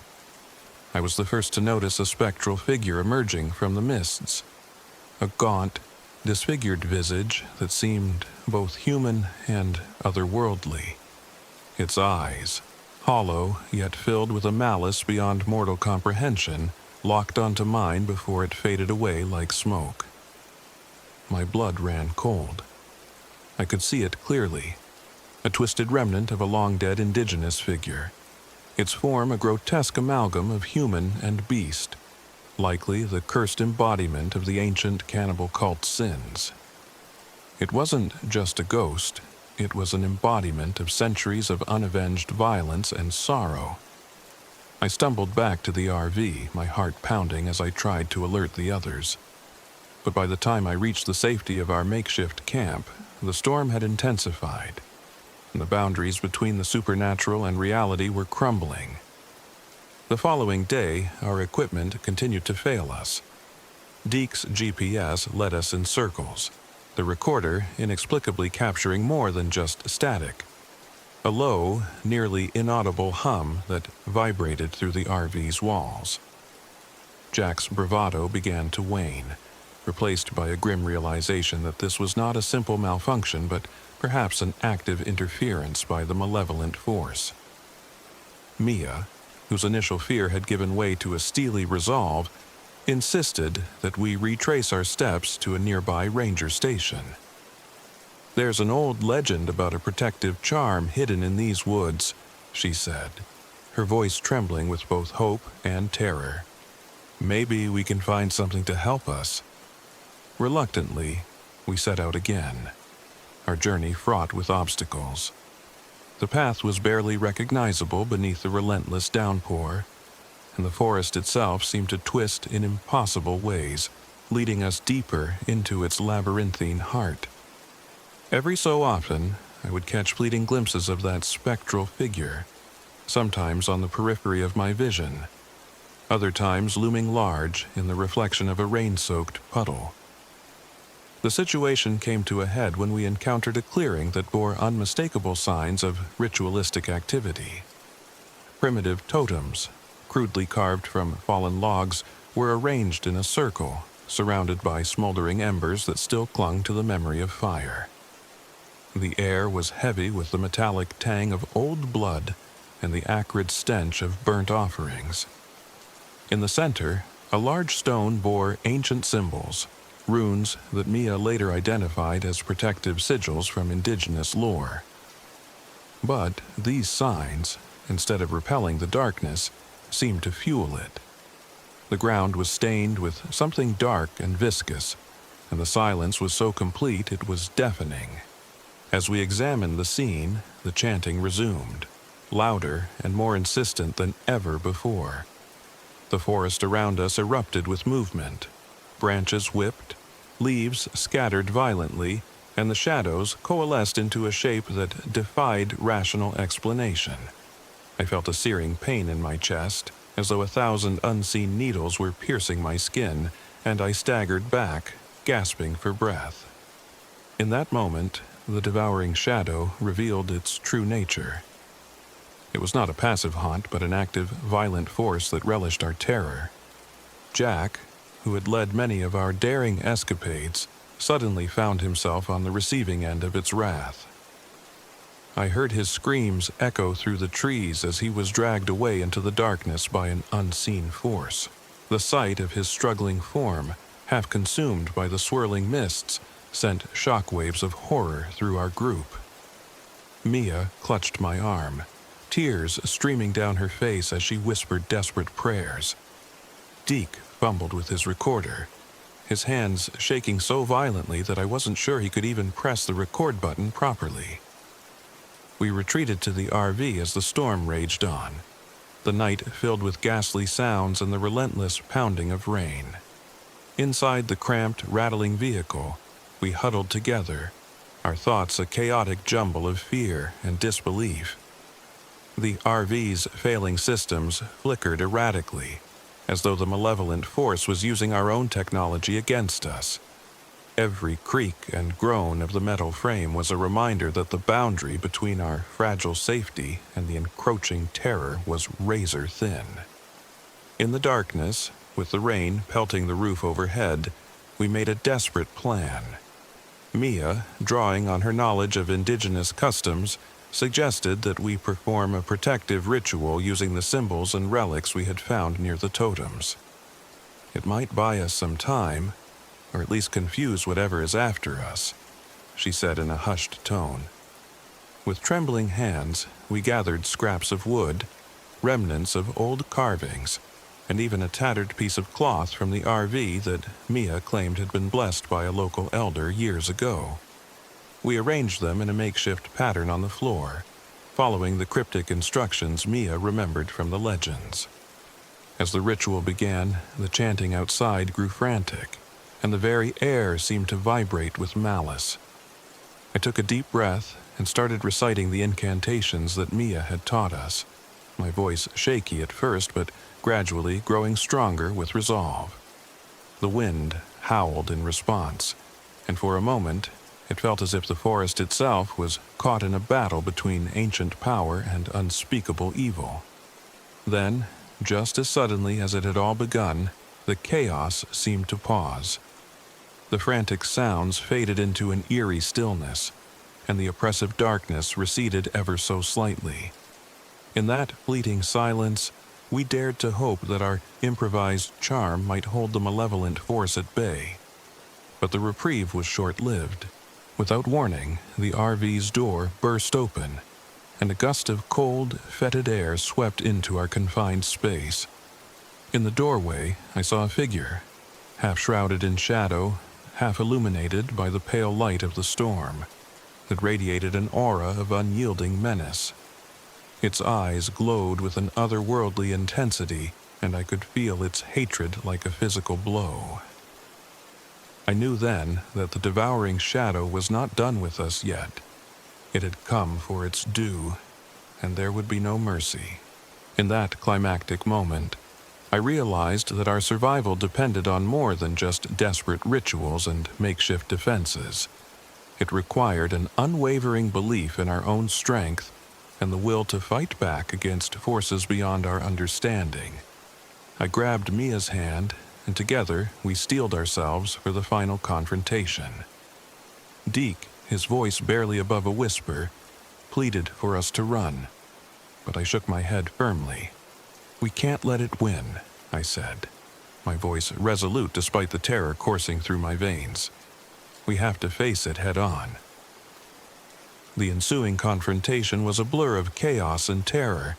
The figure surged forward, and in a whirlwind of violence, the RV became a battleground between mortal courage and ancient malevolence. I fought with every ounce of strength I possessed, desperate to protect the few remaining fragments of our once hopeful escape. The air was thick with the stench of burning wood and the metallic taste of fear, while Mia chanted desperately beside me, her eyes alight with fierce determination. As the struggle reached its crescendo, the figure recoiled, as if our combined will had inflicted a tangible blow. For a brief moment, the oppressive force lifted, and the forest seemed to exhale, releasing the pent-up malice that had haunted us for so long. But then, as if mocking our efforts, the shadows surged once more. I felt a searing pain at the back of my neck, a sharp, burning sensation that told me this was not the end, but merely another chapter in our unending battle for survival. I don't recall much after that. The darkness took over, and I lost track of time. When I finally awoke, dawn was breaking, casting weak, hopeful light on a scene of devastation. The RV was battered and scarred, the remnants of our protective ritual scattered like fallen leaves. Mia was gone, as was Jack, and Deke lay unconscious in a corner, his recorder clutched tightly in his hand. I was alone, battered by both physical pain and the crushing weight of grief. In the weeks that followed, I struggled to piece together the fragments of that fateful night. The authorities were baffled by the bizarre circumstances of our ordeal, and no one could explain the inexplicable malfunctions, the unnatural phenomena, or the sudden disappearance of my friends. I was left with nothing but the haunting memories of a malevolent force that had claimed its due. I kept Deke's recorder, listening to the distorted hum and the desperate, half-formed words captured in its malfunctioning state, trying to discern some hidden meaning from the chaos. Now, as I sit here and write this account, I know that the forest still holds its secrets and its curses. The legends of the devouring shadow persist, whispered among local tribes and those who dare venture too deep into the wilderness. I have since moved far from the Shasta Trinity National Forest, but the memories are indelible, a constant reminder that some places harbor ancient, violent evils that defy modern logic. Every so often, on quiet nights, I can still hear the echo of that rhythmic chanting, feel the chill of the fog, and see the ghostly eyes that haunted my dreams. I've learned that survival isn't just about escaping physical danger, it's about confronting the darkness that lurks in the recesses of our own souls. And sometimes the greatest battle is the one we fight within ourselves. I share this story not as a cautionary tale of reckless adventure, but as a somber reminder of the thin line that separates our world from the unknown. The Shasta Trinity National Forest will forever be etched in my memory as the place where legends came alive, where the boundaries of reality blurred, and where I was forced to face the unyielding, devouring shadow of an ancient curse. In the end, survival came at a steep cost, a price paid in the loss of dear friends and the shattering of our once innocent trust in the natural world. And though I continue to live, I know that the forest's malevolent spirit still roams, waiting for the next soul brave or foolish enough to challenge its dominion. My name is Emma Dalton, and at 32 years old, I carry the scars of that harrowing autumn deep within me. I still wonder if I ever truly escaped the grasp of the devouring shadow, or if its ancient curse will forever haunt my footsteps, whispering promises of retribution with every rustle of the wind among the whispering pines.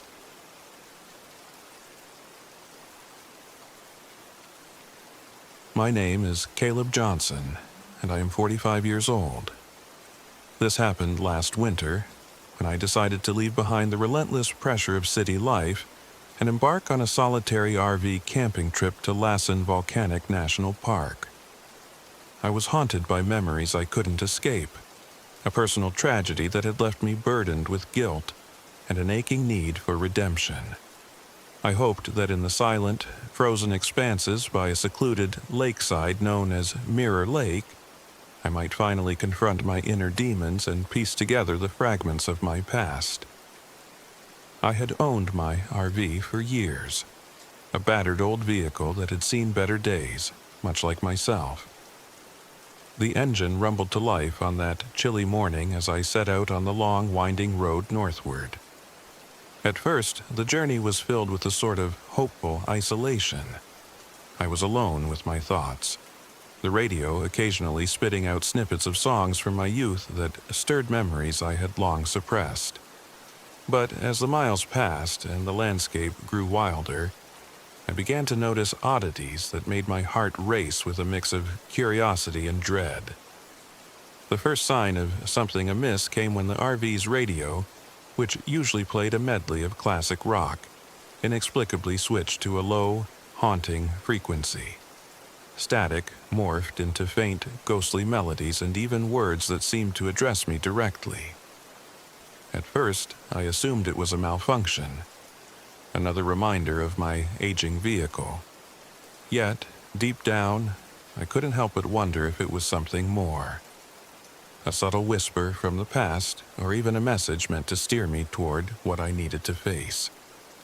By the time I reached the outskirts of Lassen Volcanic National Park, the weather had shifted dramatically. Heavy, gray clouds loomed overhead, and a biting wind whipped through the trees. I parked my RV at a remote, sparsely marked campground near Mirror Lake, a body of water so perfectly still it earned its nickname. The setting was almost surreal. The lake's surface reflected the tumultuous sky, and the surrounding pines stood like silent sentinels over the icy expanse. I unloaded my few belongings with a mixture of apprehension and hope, eager to begin the introspective journey I had planned. That first night, as darkness draped itself over the forest and a relentless wind began to howl, I huddled inside the RV with my thoughts. The malfunctioning heater sputtered and groaned, leaving me shivering in the cramped space. I turned on the radio again, desperate for some semblance of normalcy. Instead, the device crackled to life with cryptic messages, snatches of conversations and half-heard phrases that seemed to echo memories of my youth. The words were indistinct, yet every so often, a familiar phrase would break through, sending a jolt of recognition through me. I could almost hear the voice of my long-lost brother in the static, a painful reminder of the tragedy that had shattered my family years before. As the night deepened, I decided to venture outside, drawn by a need to escape the claustrophobic confines of the RV and confront the silence of the wilderness. The moon hung low behind the clouds, casting ghostly shadows on the snow-dusted ground. I wrapped myself in my old, threadbare jacket and stepped into the biting cold. The air was crisp and stinging, and with each breath I felt the weight of loneliness press in around me. I walked along a narrow path that skirted the lake, the sound of my footsteps muffled by the soft crunch of ice and fallen leaves. It wasn't long before I noticed something strange about the path. The road, which I was sure I had followed before, began to twist and loop in a way that defied logic. I turned a corner and found myself staring at a stretch of trail that looked eerily familiar, almost as if I were retracing my steps, yet I knew I hadn't been there before. A shiver ran down my spine as I considered the possibility that the very landscape was reflecting my internal confusion, echoing the labyrinth of my own memories. I stopped, trying to steady my racing heart, and listened. The only sound was the whisper of the wind through the trees, carrying with it a faint, almost imperceptible melody that seemed to tug at my soul. In the days that followed, I began to document these strange occurrences in a leather-bound journal I kept in the RV. I scribbled down every detail: the looping paths, the malfunctioning equipment, and the inexplicable messages on the radio. I also started experiencing flashbacks, vivid, intrusive memories of a day I had desperately tried to forget. I recalled the moment I lost my brother, the guilt that had consumed me, and the overwhelming sorrow that had driven me to leave everything behind. These memories were as much a part of the landscape as the frozen trees and dark waters of Mirror Lake. One afternoon, while exploring a narrow, overgrown trail on foot, I came across an abandoned campsite tucked away in a clearing. The site was dilapidated: rusted metal, tattered tarps, and a few scattered belongings suggested that someone had once lived there. What caught my eye, however, was a faded photograph lying half buried in the snow. I knelt down and brushed away the dust, revealing an old black and white image of a family, smiling in front of a weathered farmhouse. The faces in the photo seemed strangely familiar, and for a moment I was overwhelmed by a sense of déjà vu. Who were these people? Had I encountered them before, perhaps in my dreams? Or were they echoes of a past I had long since tried to forget? That same evening, as a fierce storm gathered over the park, I decided to seek shelter and answers from someone who might understand these eerie happenings. I recalled vague mentions of a local hermit, a reclusive man rumored to live on the outskirts of the park, known for his knowledge of the area's indigenous lore and strange phenomena. Despite my reservations, I set out in the RV, following a rough, scarcely marked road that led away from Mirror Lake. The RV's navigation system was as unreliable as ever, and every turn seemed to take me further into a landscape that defied all expectation. After what felt like hours of driving on twisting roads under a deluge of rain, I finally spotted a dilapidated cabin nestled among towering pines. The structure looked as if it had been forgotten by time, a relic of a bygone era. I parked the RV as close as I dared, and with a deep breath I knocked on the creaking door. An old man, his face weathered by decades of solitude, opened the door slowly. His eyes, sharp and knowing, studied me for a long moment before he spoke in a gravelly tone. "You're not the first to come seeking answers from these woods," he said. "They say the forest here reflects the soul, showing you what you need to see, whether you're ready for it or not." I hesitated before asking, "What do you mean, reflects the soul?" He motioned for me to come inside. In the dim light of a flickering oil lamp, he told me stories of Mirror Lake and the strange phenomena that had plagued the area for generations. According to him, the lake was said to reveal not only one's reflection but also the darkest secrets of one's heart. The old hermit explained that many who ventured into the wilderness seeking isolation would find themselves forced to confront their innermost fears and regrets. "The land remembers," he murmured, "and it will not let you hide from yourself." I left the cabin that night with a heavy heart and a mind racing with possibilities. The hermit's words echoed in my ears as I made my way back to the RV, the storm now a relentless roar around me. I couldn't help but wonder if the strange looping paths and malfunctioning equipment were somehow connected to my own internal turmoil. Was the wilderness truly reflecting my soul? Or was it a malevolent force using my past against me? The following days were a blur of confusion and haunting revelations. The RV's electrical issues worsened. Every time I attempted to record a message on my portable recorder, the device produced only distorted sounds and garbled voices. The radio, too, continued its mysterious transmissions, now interspersed with familiar snippets of dialogue from my childhood and even the faint sound of my brother's laughter. I often found myself standing at the edge of Mirror Lake at dusk, watching as the surface shimmered and warped under the interplay of light and shadow. In those moments, the reflection in the water wasn't just my own. It was a mosaic of fragmented memories and unspoken regrets.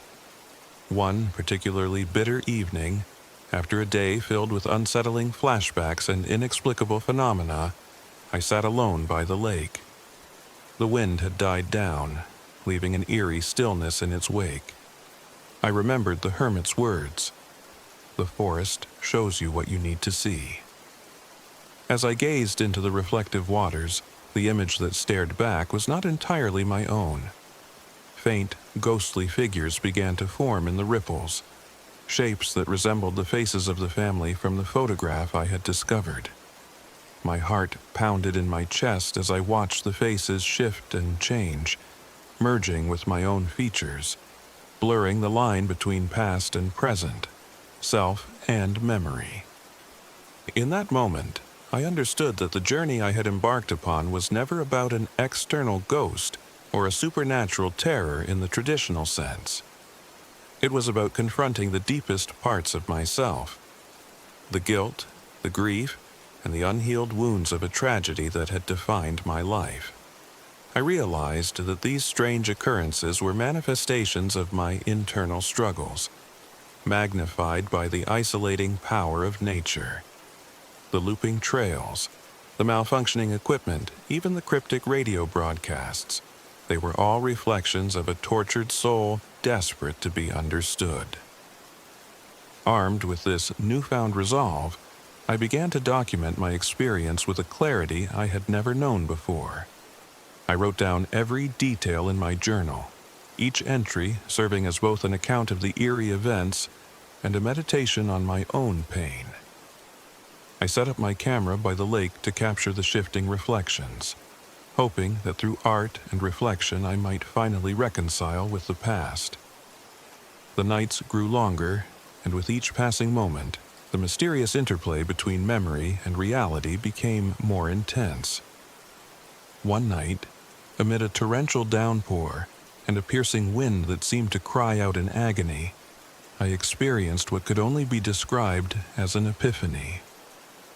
I was inside the RV, trying to fix the stubborn heater that refused to warm the freezing interior. The lights flickered as a sudden surge of static filled the air. For a moment, the room was bathed in a harsh, white glare. And then, I heard it. A voice, clear and insistent, coming from the radio. It wasn't a garbled transmission this time. It was a message, spoken in a calm, measured tone that resonated deep within me. "Caleb, you must forgive yourself." I froze. The voice was achingly familiar, a voice I had not heard since that fateful day so long ago. My brother's voice, filled with compassion and sorrow, reached out to me from beyond the veil of memory. In that moment, tears streamed down my face as I confronted the overwhelming truth. I had been living in a prison of my own making, haunted not by an external evil, but by my inability to forgive myself for the past. Driven by this revelation, I left the RV and trudged through the rain to the edge of Mirror Lake. The water churned as if stirred by unseen hands, and the reflections that had tormented me now shimmered with a gentle light. I knelt by the water's edge and whispered words of forgiveness into the cold night air, words I had longed to say for years. As the rain washed over me, I felt a weight lift from my shoulders. For the first time in decades, I sensed that the darkness inside me might finally begin to fade. In the days that followed, the strange phenomena gradually subsided. The looping trails lost their disorienting power, and the malfunctioning gadgets began to work just well enough to serve their basic functions. The cryptic radio broadcasts became sporadic, and when they did occur, they carried a message of hope rather than despair. I spent my remaining time at the campsite in quiet reflection, recording my thoughts in the slowly changing moods of Mirror Lake. The memories of that winter would always be intertwined with sorrow and pain, but they were now tempered by the promise of renewal. I eventually left Lassen Volcanic National Park with my battered RV and a soul that was still scarred but a little lighter than before. The journey had been a confrontation with the deepest parts of myself, a pilgrimage through a landscape where nature and memory merged into one. I realized that the wilderness had not been a malevolent force at all. It had been a mirror, showing me the things I needed to face in order to move forward. Every time I drive on long, empty roads now, I think back to Mirror Lake and the whispers of forgiveness carried on the wind. I remember the old hermit's words about the land reflecting the soul, and I know that though the journey was painful, it was necessary. I learned that isolation can force us to confront our inner truths, and that sometimes the most terrifying specters are the ones we carry within. My name is Caleb Johnson, and I am 45 years old. That winter, amidst the relentless chill and the haunting beauty of Lassen, I discovered that the path to redemption is not found by running away from one's past, but by facing it head-on. In the shimmering reflections of a frozen lake, I saw the promise of a new beginning, a chance to forgive, to heal, and ultimately to reclaim the parts of myself that I had long thought lost. Now, as I write this account in the quiet of my modest apartment, I carry the memory of that journey with me. The landscape of Mirror Lake remains etched in my mind, a timeless reminder that even in our darkest moments, nature offers us a mirror, reflecting not only our pain but also the potential for profound transformation.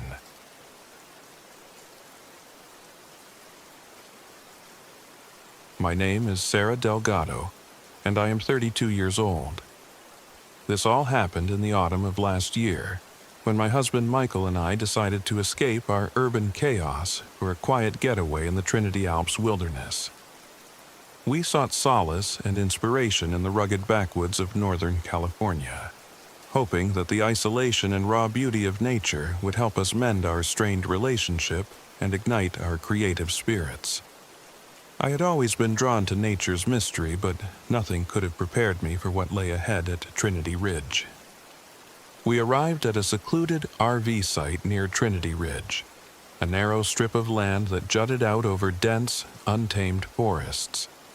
The drive was long and the roads were rough, but the promise of untouched wilderness made every bump and twist worth it.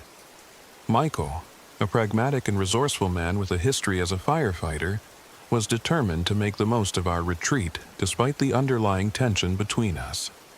Our past disagreements, fueled by the stress of city life and the lingering wounds of his divorce, had created an emotional chasm we both hoped to bridge during this trip. The RV, an aging but sturdy vehicle that had served us on many adventures, became our temporary sanctuary. However, even before nightfall, it was clear that the isolation would come with its own set of challenges. As we set up camp, the engine sputtered unexpectedly, and essential gear like our flashlights and radio began to malfunction. I remember Michael's furrowed brow as he fiddled with the dashboard, trying to coax life back into the stubborn machine. "It's just old age," he muttered, though I couldn't shake the feeling that the RV was trying to warn us of something far more ominous than a failing engine. That first night, as darkness enveloped the forest, an unsettling chill crept into the air. I sat on the back step of the RV, sketchbook in hand, trying to capture the interplay of moonlight and shadows on the trees. The silence was thick, broken only by the occasional rustle of leaves and the distant, low hum of nature. But then, something inexplicable occurred. I began to hear a low, guttural chanting coming from deep within the woods, a rhythmic murmur that set my heart pounding. At first, I dismissed it as the wind or perhaps the sound of an animal in distress, but as the chanting grew louder and more deliberate, a sense of dread settled over me. Michael joined me outside, and I could see the concern etched into the lines of his face. "Did you hear that?" I whispered. He nodded, his eyes scanning the darkness. "Probably just the local stories mixing with the wind," he said, though his tone lacked conviction. The local lore was well known in these parts. Legends of a violent, ancient spirit tied to the tragic history of the indigenous Wintu people. Stories of survival, betrayal, and cannibalism in desperate times. I shivered at the thought of those vengeful spirits roaming the woods, seeking retribution for old wrongs. Over the next few days, the atmosphere around our campsite grew increasingly oppressive. The RV's technical issues persisted, forcing Michael to spend long hours trying to repair the engine and fix the failing equipment. Our supplies dwindled, and the isolation began to weigh on us. I often caught myself glancing over my shoulder, half expecting to see shadowy figures lurking just beyond the edge of the clearing. Items would mysteriously disappear from our RV. Small keepsakes and even our map of the area vanished without explanation. It felt as though the wilderness was actively intruding into our lives, blurring the line between reality and the supernatural. One crisp evening, and as twilight gave way to a starless night, Michael and I were gathered around a crackling campfire. The flames danced and flickered, casting distorted shapes on our faces. It was then that I noticed something even more disturbing: silhouettes moving between the trees. At first, they appeared to be nothing more than the branches swaying in the wind, but then I realized they were too deliberate, too human-like in their movements. The figures were gone as quickly as they appeared, leaving us with a deep-seated unease that we could not shake. The tension between us was growing. I felt the weight of my own anxiety as every creak of the RV and every rustle in the underbrush became a harbinger of impending doom. Michael, ever the pragmatist, tried to rationalize the events. "It's all in our heads, Sarah," he would say, attempting to dismiss my fears. But even he couldn't ignore the unsettling signs. The once comforting quiet of the wilderness had transformed into a sinister, ever-present threat. Our turning point came on our fourth night. After a day spent trying to repair the RV and hunting for supplies in the nearby woods, we encountered a reclusive local guide, a grizzled man who lived on the fringes of the wilderness. He introduced himself as Eli, a descendant of the Wintu people, and his weathered face told stories of decades spent battling the harsh elements and the darker forces that roamed these lands. He warned us in a hushed, gravelly voice about the ancient spirit that haunted Trinity Ridge, a malevolent force born from the desperate cannibalistic rituals of the past. According to Eli, the spirit was not merely a ghost, but an amalgamation of a skinwalker, an evil doppelganger, and a vengeful deity that demanded respect and remembrance. Eli's words sent a shiver down my spine. He explained that the spirit had been angered by the intrusion of outsiders who dared to disturb its sacred domain.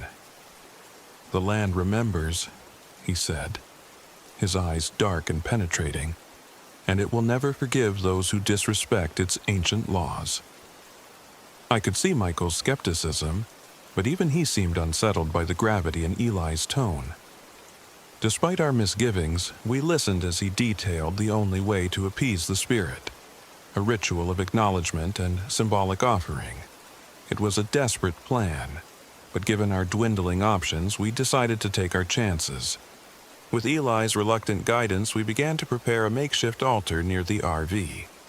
Using salvaged relics, natural offerings like wildflowers, and even a small family heirloom that had mysteriously vanished earlier and then reappeared in a bundle of old cloth, we assembled the items with trembling hands. I found myself reciting ancient prayers that Eli taught us, my voice barely audible over the increasing roar of the wind and the distant chanting that now seemed to grow louder with every passing moment. Then, on that stormy night when the skies split with lightning and the wind howled like a wounded beast, the confrontation began. The air was charged with a palpable tension, as if the very fabric of reality was being torn apart. I remember the moment vividly. The altar glowed with an eerie light, and from the darkness emerged a figure, a gaunt, contorted apparition in ritualistic garb, its eyes burning with a malevolent intensity. It was as if the spirit of the ancient cannibal cult had taken physical form, merging with the modern horrors of skinwalker legends to create a nightmare beyond imagination. The entity moved with an unnerving grace, its presence both horrifying and hypnotic. Michael instinctively grabbed my hand, his grip tight and reassuring despite the terror in his eyes. "Stay with me, Sarah," he whispered. But the spirit had other plans. With a sudden, violent surge, it lunged towards the RV, its claws raking at the metal and shattering glass. The sound of splintering wood and shattering silence was followed by a piercing scream. A local guide, one of Eli's compatriots who had come to warn us, fell victim to the entity's wrath. I remember the shock and sorrow that flooded me as his lifeless body lay among the debris. A stark reminder of the deadly power we were up against. In the chaos that ensued, Michael and I were forced to confront not only the physical threat, but also the emotional fissures in our relationship. While I clung to the ritual and the ancient words that Eli had taught us, Michael fought to fix the failing engine and prepare a makeshift escape route. Our efforts seemed to mirror the internal struggle between my intuitive, fearful nature and his rational, protective instincts. Every time the entity attacked, sending shards of splintered wood and eerie spectral howls into the night, we were pushed to the brink of despair. For what felt like an eternity, we battled the malevolent spirit. It stalked us relentlessly, taunting us with the distorted reflections in puddles and eerie whispers that echoed through the trees. At one point, as Michael worked frantically on the engine under the cover of darkness, I caught a glimpse of the entity in a nearby clearing. It stood motionless, its eyes locked onto mine, as if it knew the deepest secrets of my soul. In that moment, I realized that our struggle was not only for our survival, but also for the redemption of the land we had so carelessly disturbed. The ritual we had attempted seemed to offer a temporary reprieve. The entity recoiled from the altar's glow, its furious eyes narrowing as it emitted a howl that reverberated through the forest. But the reprieve was short-lived. The spirit's power was too ancient, too deeply rooted in the cursed soil of Trinity Ridge, and it soon resumed its relentless assault. Michael and I huddled together inside the RV, our sanctuary now a fragile barrier against a force that defied logic and reason. Sleep became a distant memory as nights blended into a continuous nightmare of supernatural attacks and mechanical failures. Every time the engine coughed to life only to die moments later, or when a vital piece of equipment vanished without a trace, I felt the oppressive weight of the wilderness bearing down on us. Our attempts to contact local authorities were met with cold indifference or outright suspicion, as if the region's dark reputation had already condemned us. It was as if the land itself conspired to isolate us further, severing any lifeline to the outside world.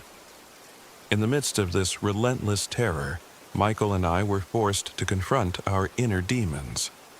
Our arguments, fueled by frustration and fear, sometimes escalated into bitter recriminations.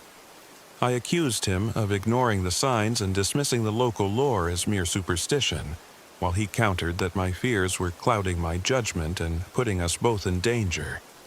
Yet, every confrontation was punctuated by moments of quiet vulnerability.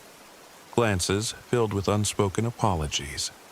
Hands that reached out to hold on to the other just a little tighter.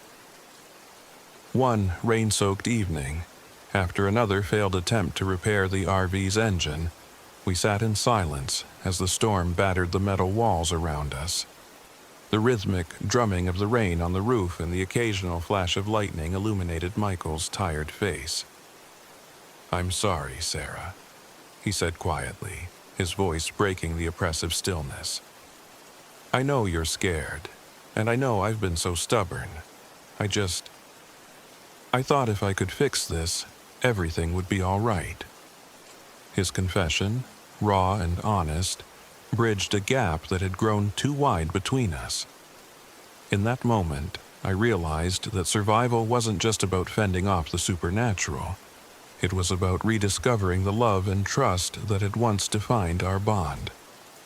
Determined to end this nightmare, we resolved to perform one final act of defiance against the spirit. Drawing on the strength of our renewed connection, we meticulously prepared another ritual, a more potent plea for forgiveness and understanding from the ancient force that had terrorized us. Guided by Eli's cryptic instructions and the fragments of indigenous lore he had shared, we ventured into the heart of the forest, carrying with us our salvaged relics and the few offerings we could muster. In a clearing, where the trees formed a natural amphitheater, we laid out our makeshift altar under the cold light of a waning moon. The wind carried the scent of damp earth and decaying leaves as we began our incantations. My voice trembled at first, but Michael's steady presence and the shared determination between us lent me the strength to continue. We spoke of ancient wrongs, of respect for the land, and of our sincere desire to atone for the disturbances we had unwittingly caused. The forest seemed to hold its breath as our words mingled with the rustling of leaves and the distant murmur of the spirit's lament.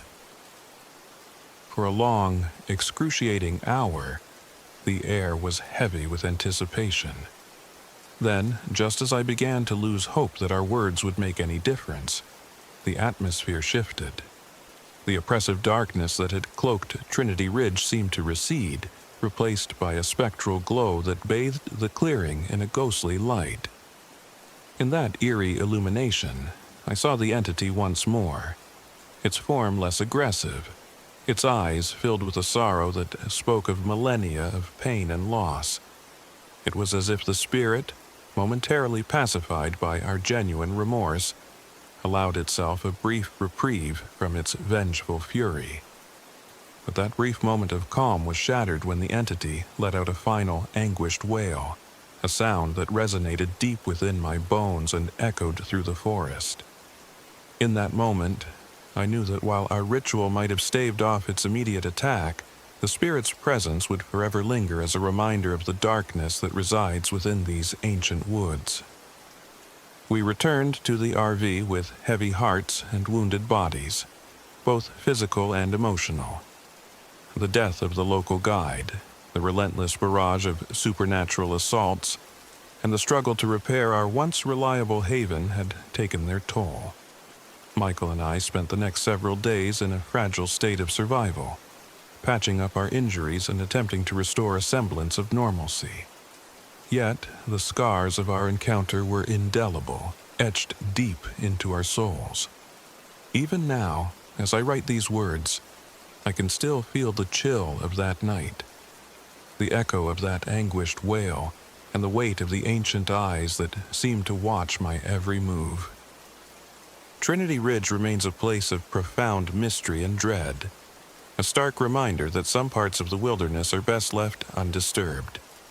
I have learned that nature, in its rawest form, is both a sanctuary and a crucible, capable of nurturing our spirits as well as testing our very will to live. In the aftermath of our ordeal, Michael and I have struggled to rebuild our lives. The experience at Trinity Ridge has forever altered our perception of the world, leaving us with a deep respect for the unseen forces that dwell in the wild. We have sought therapy, spent long hours in introspection, and slowly, painfully, begun to mend the fractures in our relationship. Our love, tempered by shared trauma and the bitter lessons of survival, has grown stronger in its own tragic way. A bittersweet reminder that even in the depths of horror, there is the potential for redemption. I now keep a small token from that night, a relic from our altar, carefully preserved in a locket, as a reminder of the night we faced the darkness head-on. It serves as a silent witness to the power of ancient legends and the enduring strength of the human spirit. Trinity Ridge may remain shrouded in mystery, but it has also taught me that survival is not merely about evading death. It is about embracing the pain, learning from it, and finding a way to move forward despite the shadows that linger in our hearts. As I conclude this account, I know that I will forever carry the memories of that harrowing escape in the wild backwoods of Northern California. The spirit of Trinity Ridge is still out there, perhaps watching, perhaps waiting for another unwary soul to disturb its ancient resting place. And though I have survived, I remain ever vigilant, knowing that some nightmares are not easily forgotten, and that the wilderness holds secrets that may one day call me back to its haunted embrace. My name is Sarah Delgado, and the night I encountered the vengeful spirit of Trinity Ridge is a chapter of my life that will never truly close. A stark reminder that in the heart of nature's isolation, even the bravest souls can be tested by the darkness that lingers just beyond the light.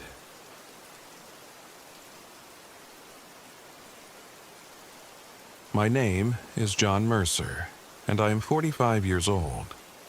This all happened in the summer of 2 years ago, when I left behind a city that had long weighed on my spirit to seek refuge in the untouched wilds of the Klamath National Forest in Northern California.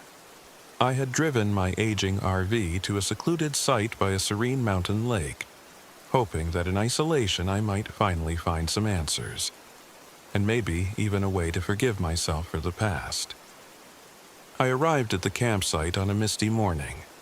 The lake shimmered in the early light, framed by dense groves of pine and the distant peaks of ancient mountains.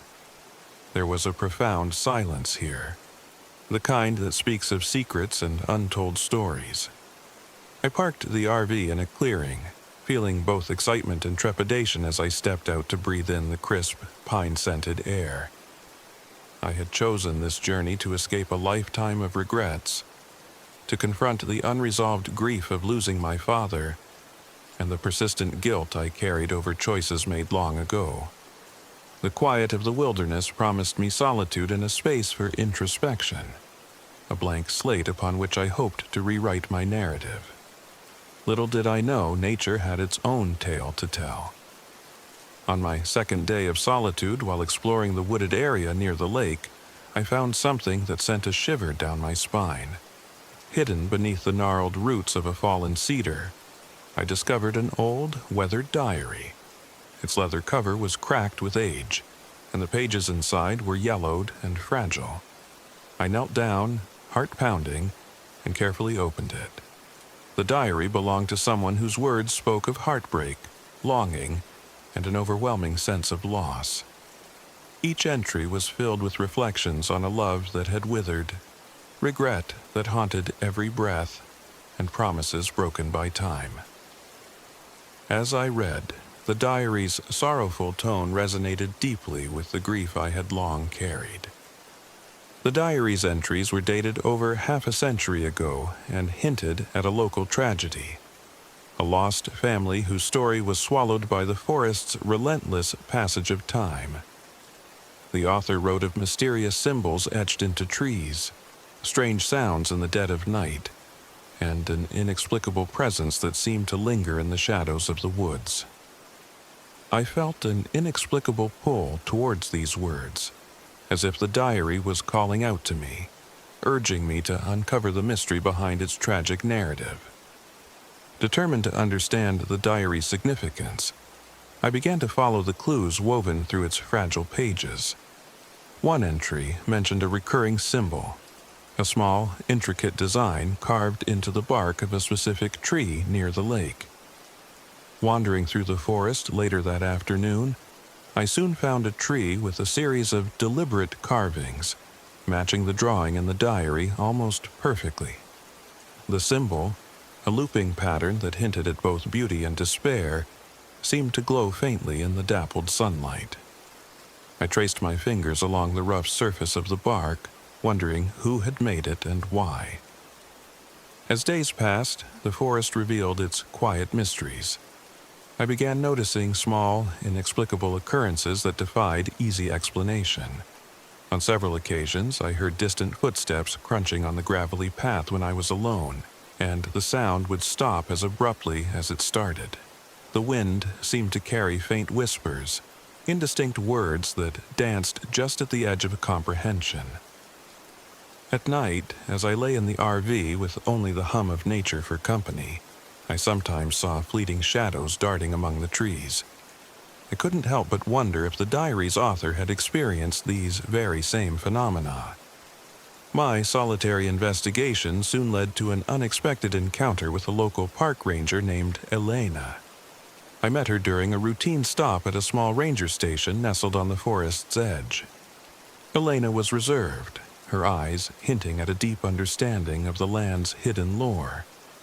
I mentioned the diary and the strange symbols, and she hesitated before speaking. In a soft, measured tone, she explained that there had long been whispers among the locals about a series of unexplained disappearances and a tragedy that had befallen a family in these woods. "The forest holds memories, John," she said, her gaze steady. "Sometimes, those who have suffered here leave echoes behind. The diary you found might be one of those echoes, a fragment of a past that still lingers." Although she offered little in the way of concrete answers, her words deepened my resolve to uncover the truth. I left the ranger station with more questions than answers, but also with a growing sense of purpose. That night, back at the RV, sleep was elusive. I tossed and turned, haunted by vivid dreams that blurred the lines between my own memories and the sorrowful narrative of the diary. In these dreams, I found myself walking through dimly lit corridors of an old house, a place that felt both familiar and utterly foreign. Shadows whispered secrets to me, and a distant, melancholic melody filled the air.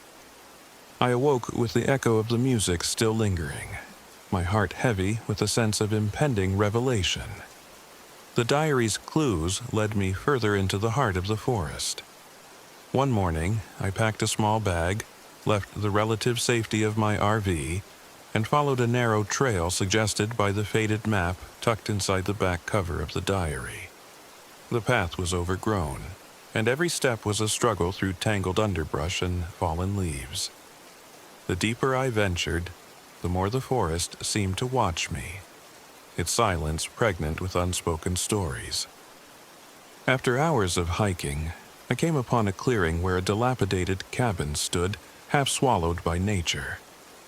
The structure, though weathered and crumbling, exuded an aura of melancholy, a relic from a time when the forest was a thriving community.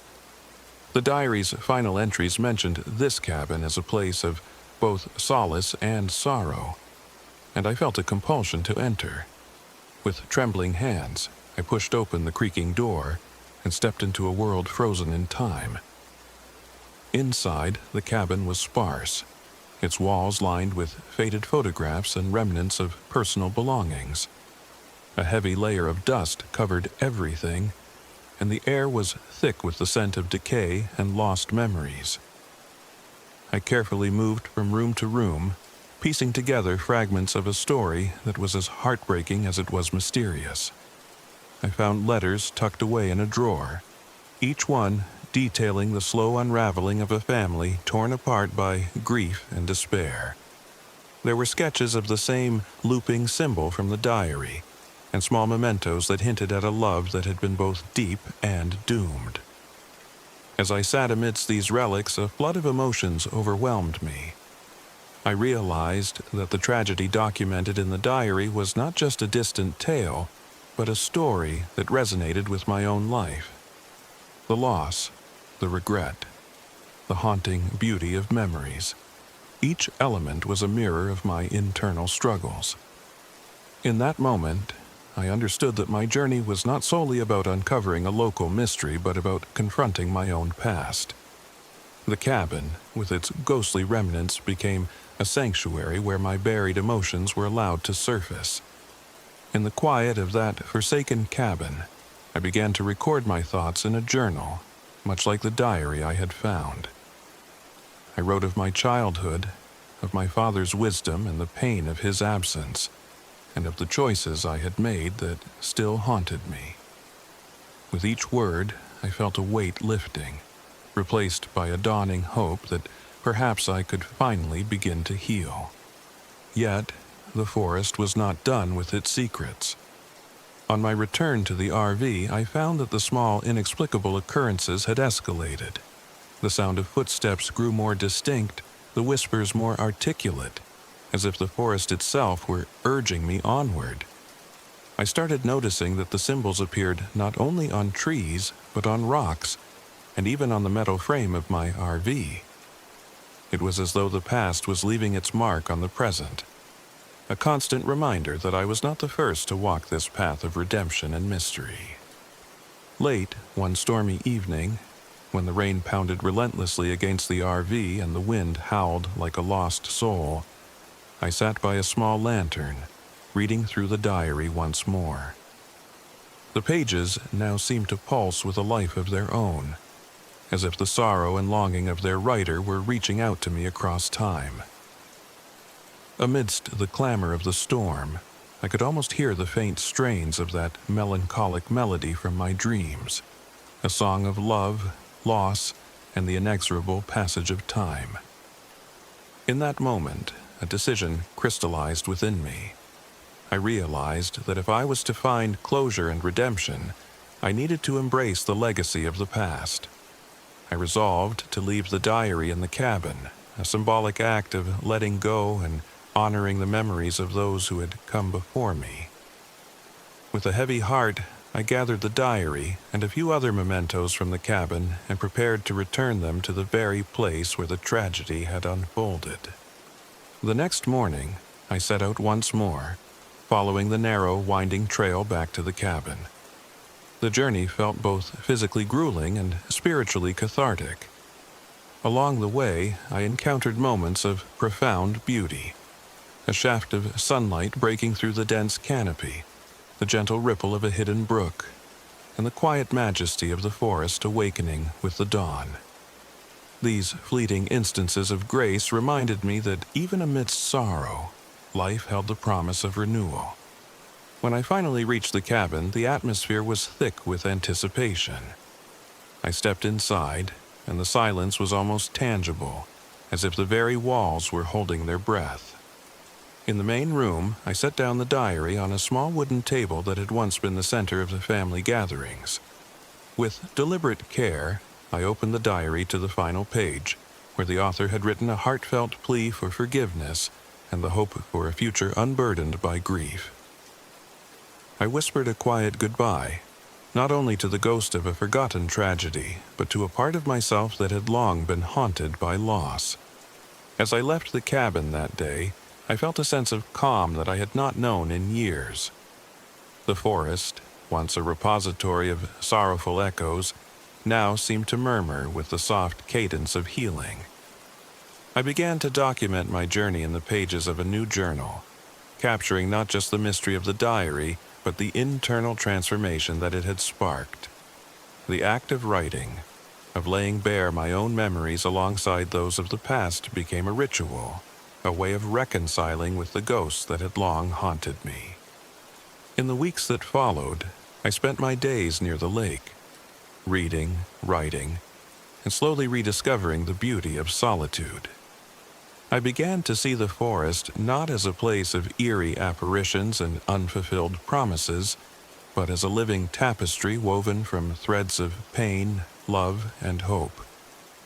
The symbols that had once filled me with dread now felt like markers on a path toward understanding, a guide to navigating the complex landscape of memory and forgiveness.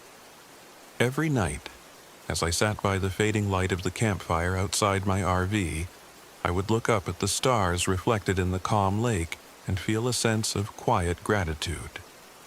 The isolation that had once seemed like an escape from my troubles had instead forced me to confront them head-on, and in doing so, had offered me the possibility of redemption. I learned that the journey toward healing was not a swift or painless one, but it was filled with small victories. A shared smile with a passing hiker, a quiet moment of introspection, the soft murmur of the forest reassuring me that I was not alone. By the time it was time to leave the Klamath National Forest, I felt transformed. I packed my belongings and left the RV behind, carrying with me the memories of a summer that had taught me that even in the depths of sorrow, nature holds the power to heal. I realized that the diary, the cabin, and the echoes of a long-forgotten tragedy had all been parts of a larger tapestry, a tapestry that wove together the past and present, pain and hope, loss and renewal. As I drove away, the winding forest roads receding into the distance, I knew that I would return someday. not as a man running from his past, but as one ready to embrace the complexities of life. My journey had been one of redemption and self-discovery, a testament to the resilience of the human spirit and the enduring power of nature to mend even the deepest of wounds. I now continue to write, my journal filled with reflections on that transformative summer. The diary remains in the cabin, its secrets and sorrow preserved among the relics of a bygone era, a silent guardian of the past. And as for me, I carry the lessons of the Klamath National Forest with every step I take, a reminder that even in isolation, when the echoes of the wilderness speak to us, there is always a chance for healing, for understanding, and for a new beginning. My name is John Mercer, and my journey through the Klamath National Forest was not just an escape from the noise of urban life, but a pilgrimage into the depths of my own soul. A journey where the past and present converged in a quiet, powerful symphony of redemption and hope.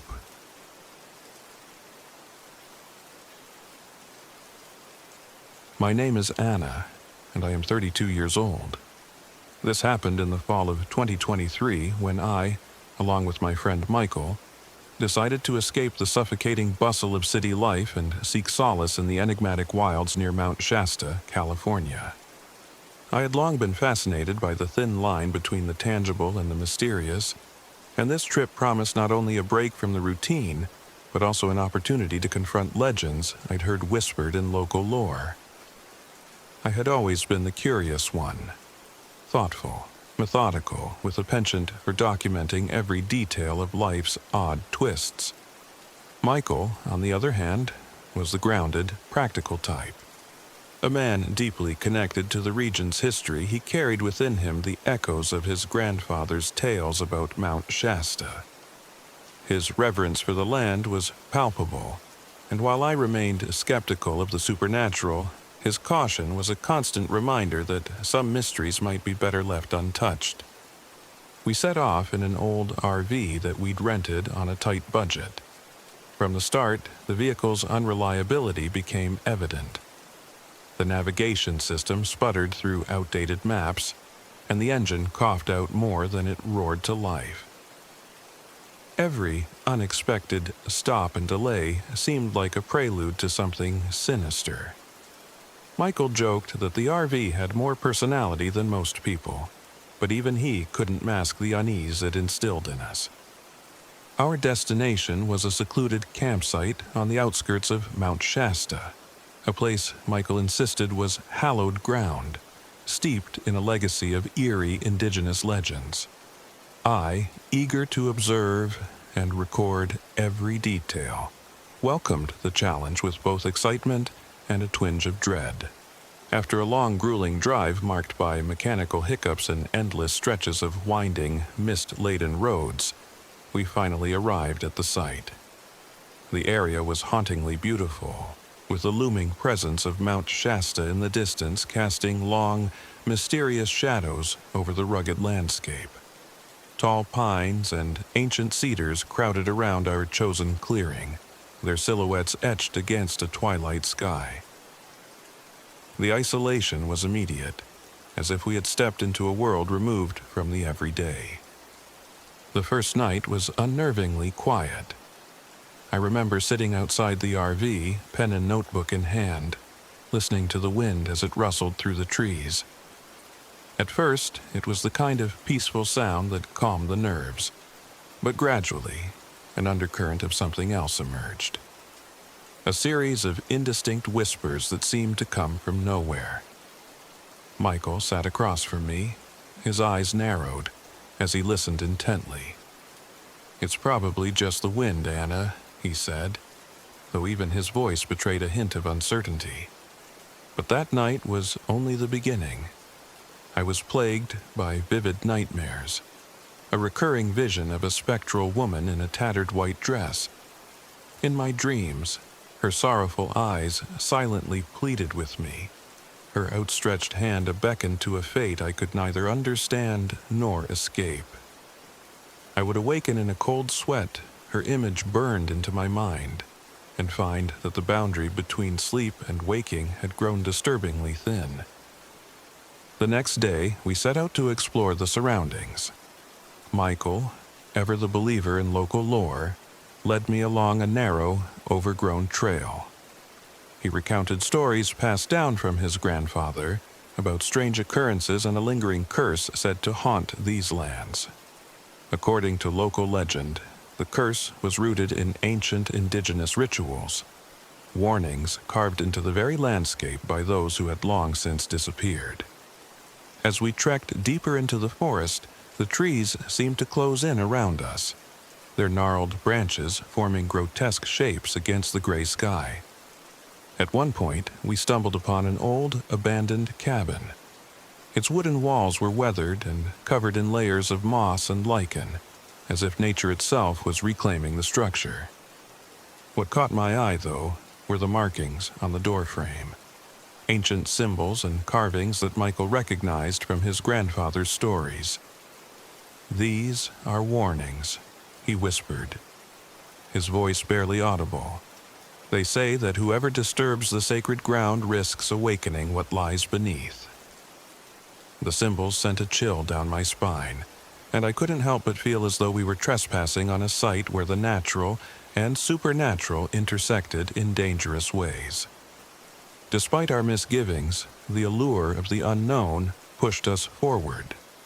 However, the RV's mechanical failures began to mirror the growing tension between us.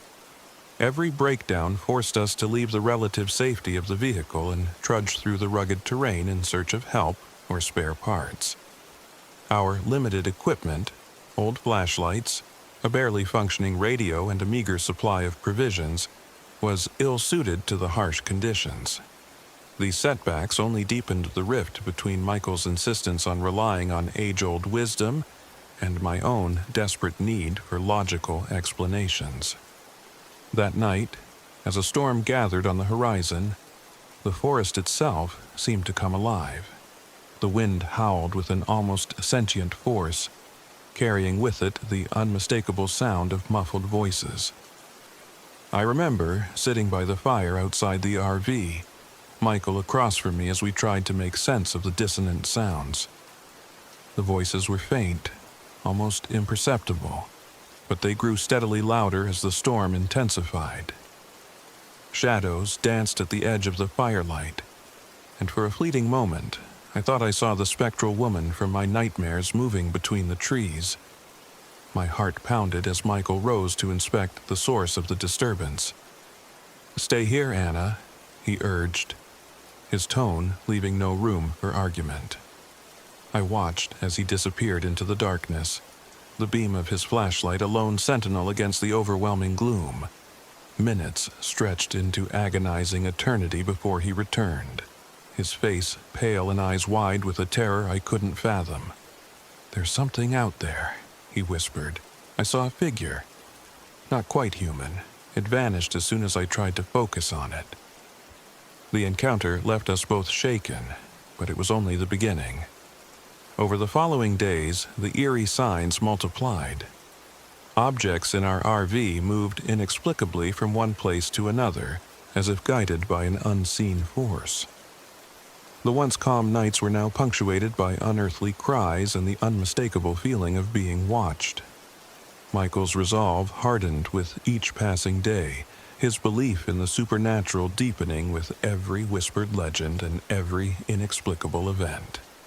I, however, struggled to reconcile these phenomena with my need for rational explanations. Then came the violent night that changed everything.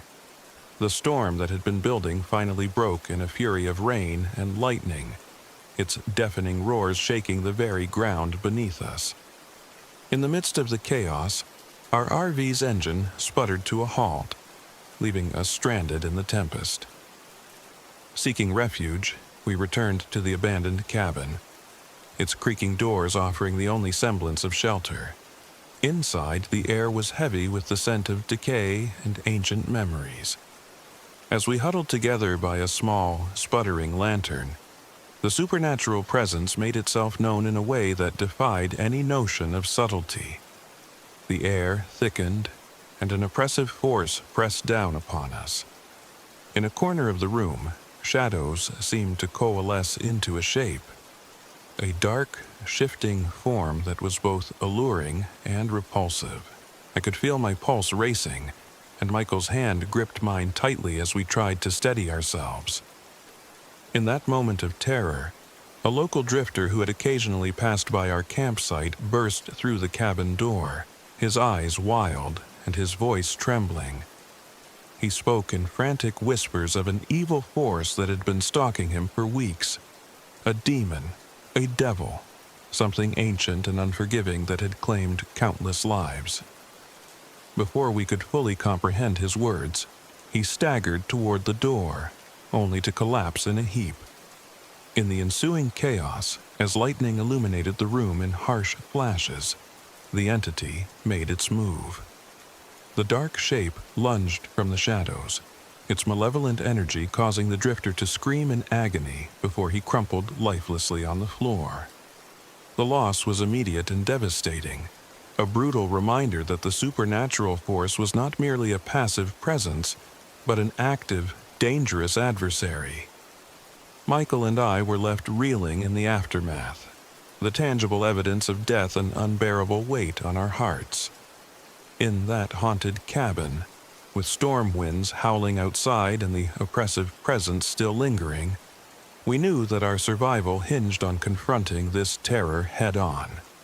Desperate, and with few options left, we turned to local wisdom. Michael recalled the stories his grandfather had once told him. Stories of a native elder reputed to possess deep knowledge of the ancient rituals that could ward off or even banish malevolent spirits.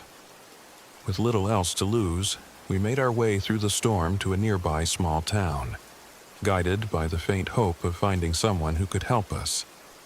In a modest, time-worn house on the edge of town, we met Elder Joseph, a stooped, dignified man with eyes that seemed to hold centuries of knowledge. Over a cup of bitter herbal tea, he listened intently to our account.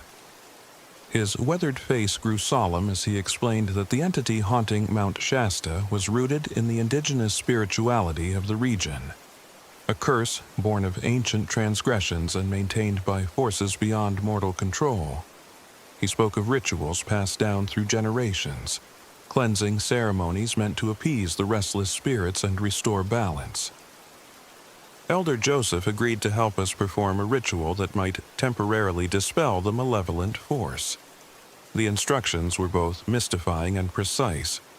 We were to gather specific herbs from the forest, draw a circle around our campsite using salt and special markings, and recite incantations in the native tongue that resonated with the energy of the land.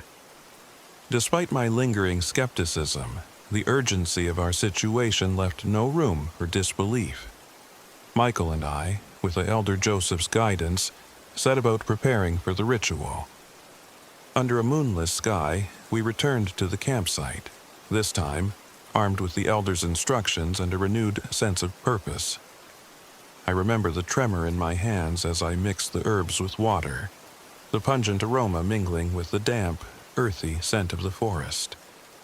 Michael carefully arranged salt and drew symbols on the ground in a perfect circle around our RV, following the ancient patterns described by Elder Joseph.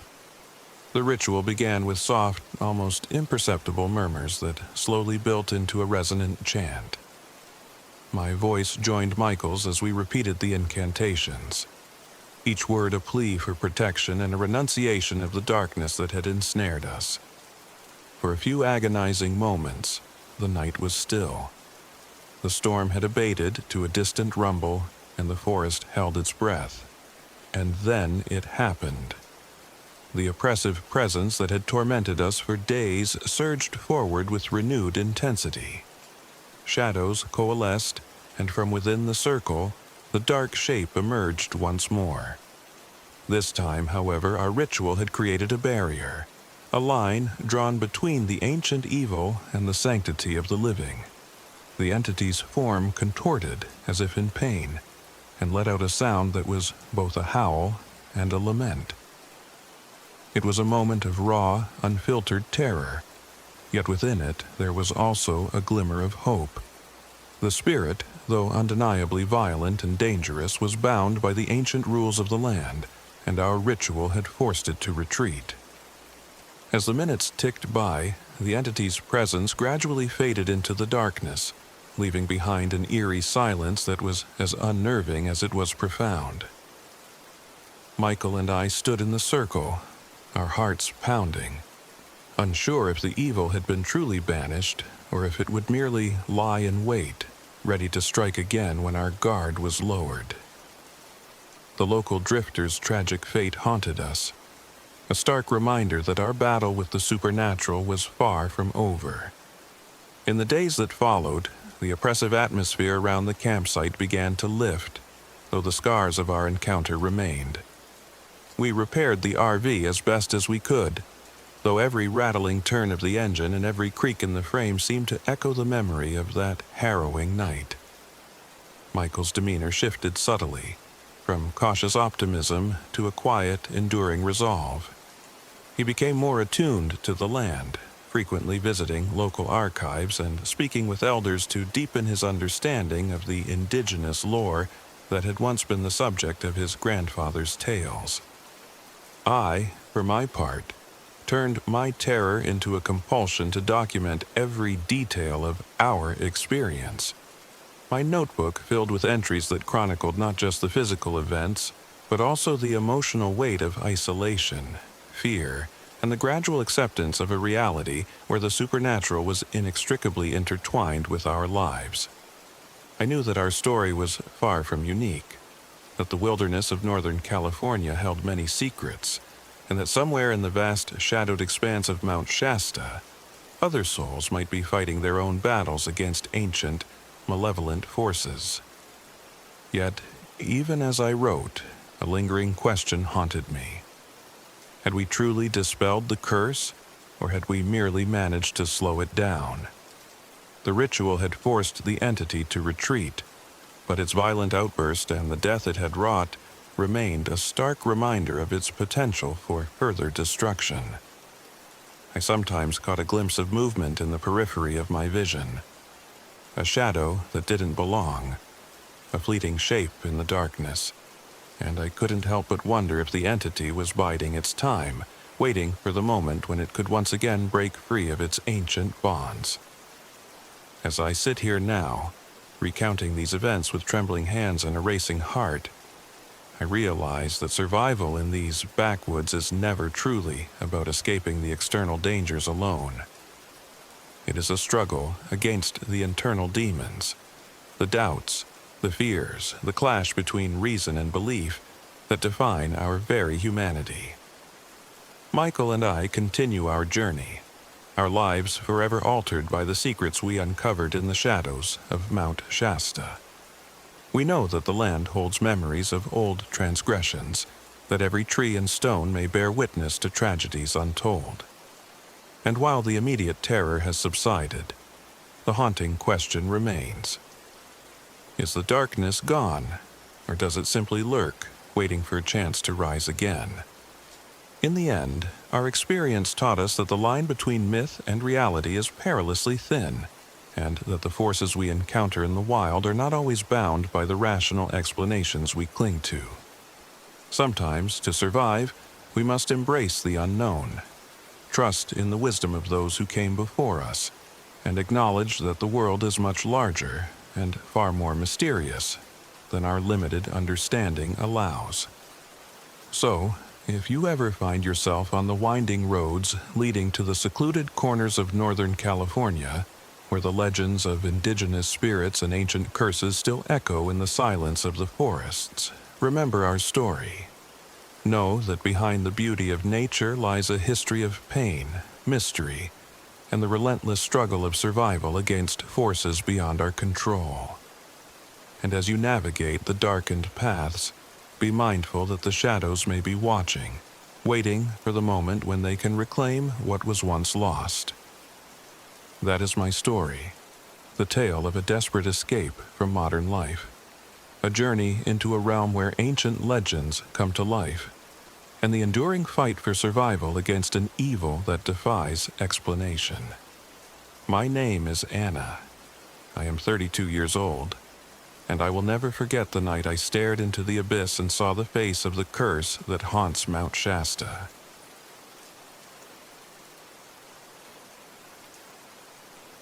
My name is Ethan, and I am 48 years old. This happened in the early summer of 2022, when I left behind the ruins of my former life in the city for a journey into Plumas National Forest. I'd spent years tormented by regrets and lost dreams. A once promising musician whose life had crumbled into isolation and self-doubt. With nothing left to lose, I boarded my aging RV, a creaking metal shell that somehow embodied the fragility of my hope, and hit the open road in search of solace and perhaps a chance at redemption. The RV's interior was a mismatched collection of faded upholstery and stubbornly outdated technology. As I drove along winding back roads that snaked through sun-dappled groves, every rattling turn and sputtering engine note echoed my internal turmoil. I'd long abandoned the idea that modern life held any answers. Now, I sought the quiet embrace of nature to confront the ghosts of my past. On the second day of my journey, as I rolled past vast stands of towering pines, I first noticed something inexplicable. Late at night, when the forest was draped in darkness and silence, a faint melody drifted on the wind. It was a soft, melancholic tune that stirred memories of days when I played guitar under the open sky, before life's heavy burdens silenced my music. I paused the RV by a small clearing, stepped out into the cool air, and listened. The tune was delicate yet sorrowful, as if it were the whisper of an old friend calling from beyond. I couldn't tell if it was my imagination or something more, but that night, as I lay in my worn cot, I found sleep elusive, my mind haunted by the echo of that long-forgotten song. The next morning, while checking the RV's engine, another round of stubborn malfunctions, I couldn't help but reflect on the symbolism of it all.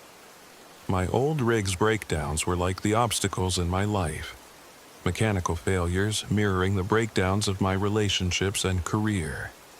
I resigned myself to the fact that I was vulnerable, a fact that made the isolation of the forest both daunting and, in a strange way, liberating.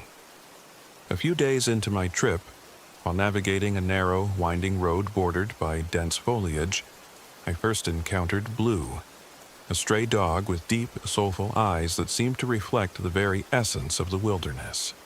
He emerged from the brush as silently as a shadow. At first, I hesitated, unsure whether to approach him, but Blue's gentle, unassuming demeanor won me over quickly. He trotted up to me and sat by the RV's open door, his eyes following every movement I made. I offered him a scrap of food from my dwindling supplies, and in that simple act of kindness, an unspoken bond was formed. Blue became my constant companion. In the solitude of the forest, his silent loyalty and intuitive behavior provided comfort. More than once, he would lead me to secluded clearings with breathtaking views or steer me away from areas that suddenly felt oppressive. His presence was a small but vital reminder that even in isolation, one is never truly alone. One cool, misty evening, I stopped at a small, rundown outpost near the edge of the forest. While refueling and stretching my weary limbs, I met a peculiar man simply known as the Wanderer. He was a quiet, enigmatic figure with weathered features and eyes that seemed to have seen more than his share of secrets. Over a cup of lukewarm coffee in a dusty diner, he spoke in low, measured tones. "The echoes in these pines, they're not just the wind or your memories, son. They sing of things long buried, of pain, regret, and what refuses to let go." His words, sparse yet laden with meaning, sent shivers down my spine. I wasn't sure if he was warning me or simply philosophizing about the nature of the land, but his presence stirred something deep inside me, a recognition that the forest held a mirror to my soul.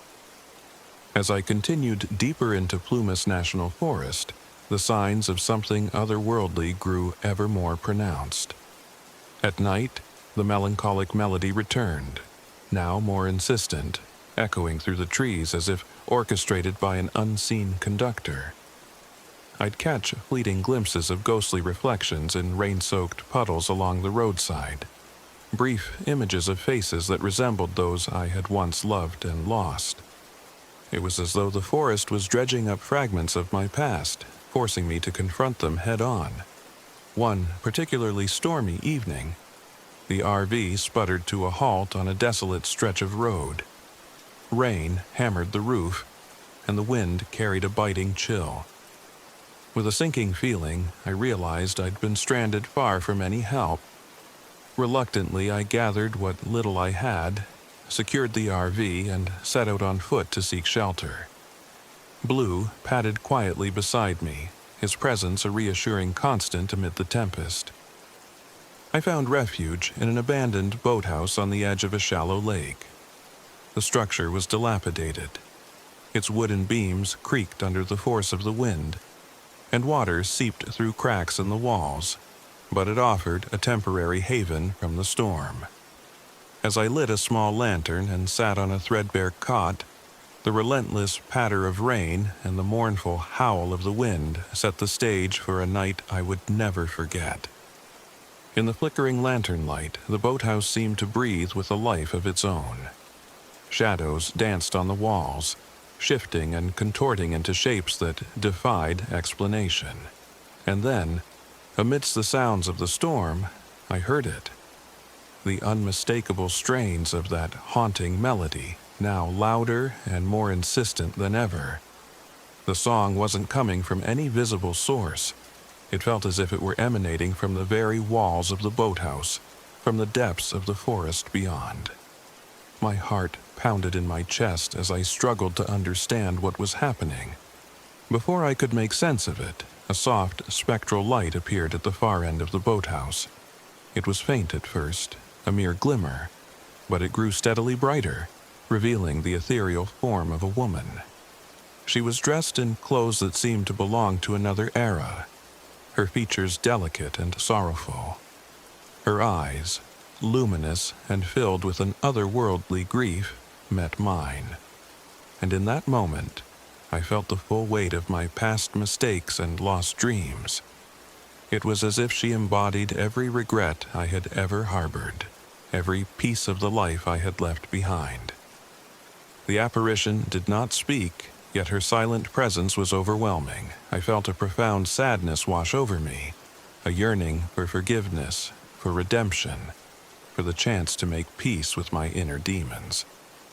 In that moment, the supernatural seemed to merge with the very fabric of my being, blurring the line between memory and manifestation.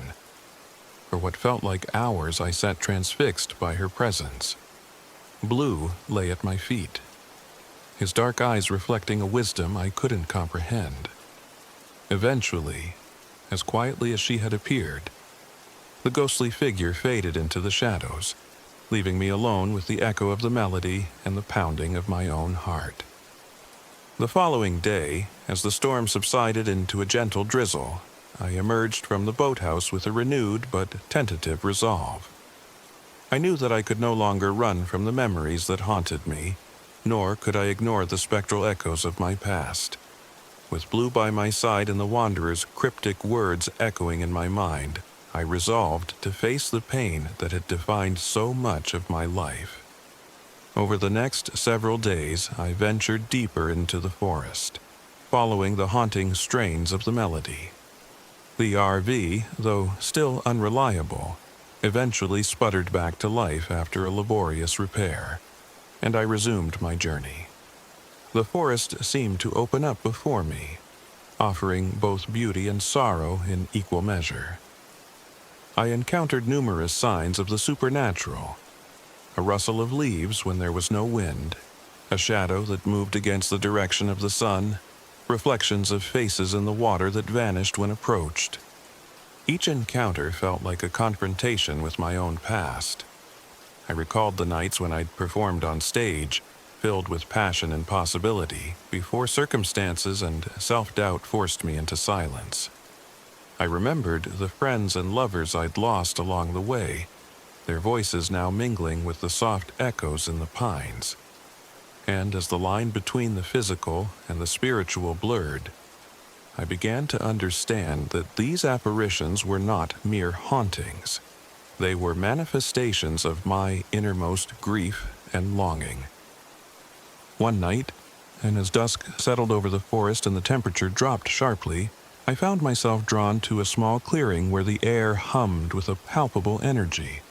Blue led me there, his instincts guiding me to a place that felt charged with significance. In the center of the clearing lay a circle of ancient stones, weathered by time and adorned with strange, cryptic symbols. The site was clearly sacred, perhaps a remnant of rituals long forgotten by the modern world. In that silent, hallowed space, I felt compelled to confront the ghosts of my past. I sat on one of the stones, closed my eyes, and allowed the memories to rise unbidden. The spectral melodies returned, softer now, as if encouraging me to let go of the burdens I'd carried for so long. In the flicker of moonlight, I saw the ghostly visage of a woman, perhaps the same figure from the boathouse, her eyes full of compassion rather than sorrow. This time, I did not feel fear. Instead, I sensed an invitation to forgiveness, a chance to release the heavy weight of regret.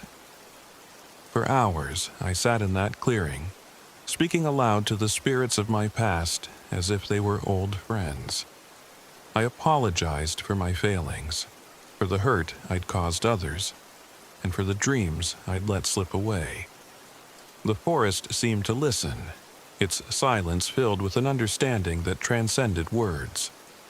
Blue lay curled at my feet, his calm presence a steadying force amid the torrent of emotions. As dawn broke, the supernatural manifestations receded into a gentle hum. The clearing, once charged with an almost overwhelming sorrow, now felt peaceful. A sacred space where the echoes of regret had been acknowledged and in some small way healed. I knew that the ghosts of my past would never entirely vanish, but I also understood that they no longer held the power to paralyze me. In the weeks that followed, I continued my journey through Plumas National Forest with a newfound sense of purpose. The road ahead was still uncertain, and the RV remained a stubborn relic that required constant attention, but I no longer saw these challenges as insurmountable obstacles. They were part of the journey, a physical manifestation of the internal struggles I was determined to overcome. I encountered the occasional traveler along the way, and on one more visit to that same outpost near the forest's edge, I found the wanderer once again. His quiet smile and knowing glance conveyed that he understood the transformation I was undergoing. "You've found your melody, haven't you?" he asked softly. I nodded, realizing that the forest had not only exposed my deepest regrets, but had also helped me begin the process of mending them.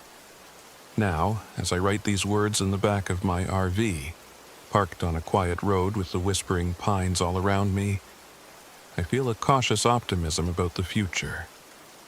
The supernatural echoes that once haunted me have not disappeared.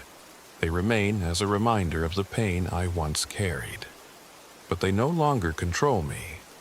Instead, I've learned to listen to them as one listens to an old, bittersweet song. A reminder of where I've been, and a guide to where I might yet go. Blue lies beside me, his eyes half closed in contentment, while the first light of dawn breaks through the trees. The wilderness, with all its haunting beauty and quiet mysteries, has become a place of reflection and renewal. I know that there will be more challenges ahead, more mechanical breakdowns, more nights when the ghostly melodies return. But I am no longer afraid. I have faced the echoes of my past, and in doing so I have discovered that redemption is possible, even in the deepest solitude. My journey through Plumas National Forest has been one of transformation, a melding of memory, nature, and the quiet strength that comes from embracing one's own vulnerability. I left this city with a heart full of regret, but I continue on the road with hope. Each mile traveled, each note of that haunting melody has helped me reclaim a piece of who I once was and who I can still become.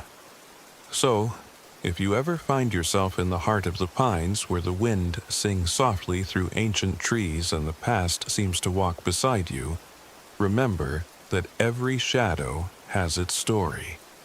And sometimes, in the echoes of the wilderness, you might just find the music that heals a broken soul.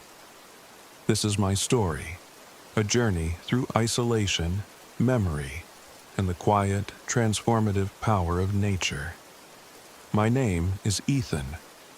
I am 48 years old, and through the echoes in the pines I learned that even the most haunting melodies can lead to redemption.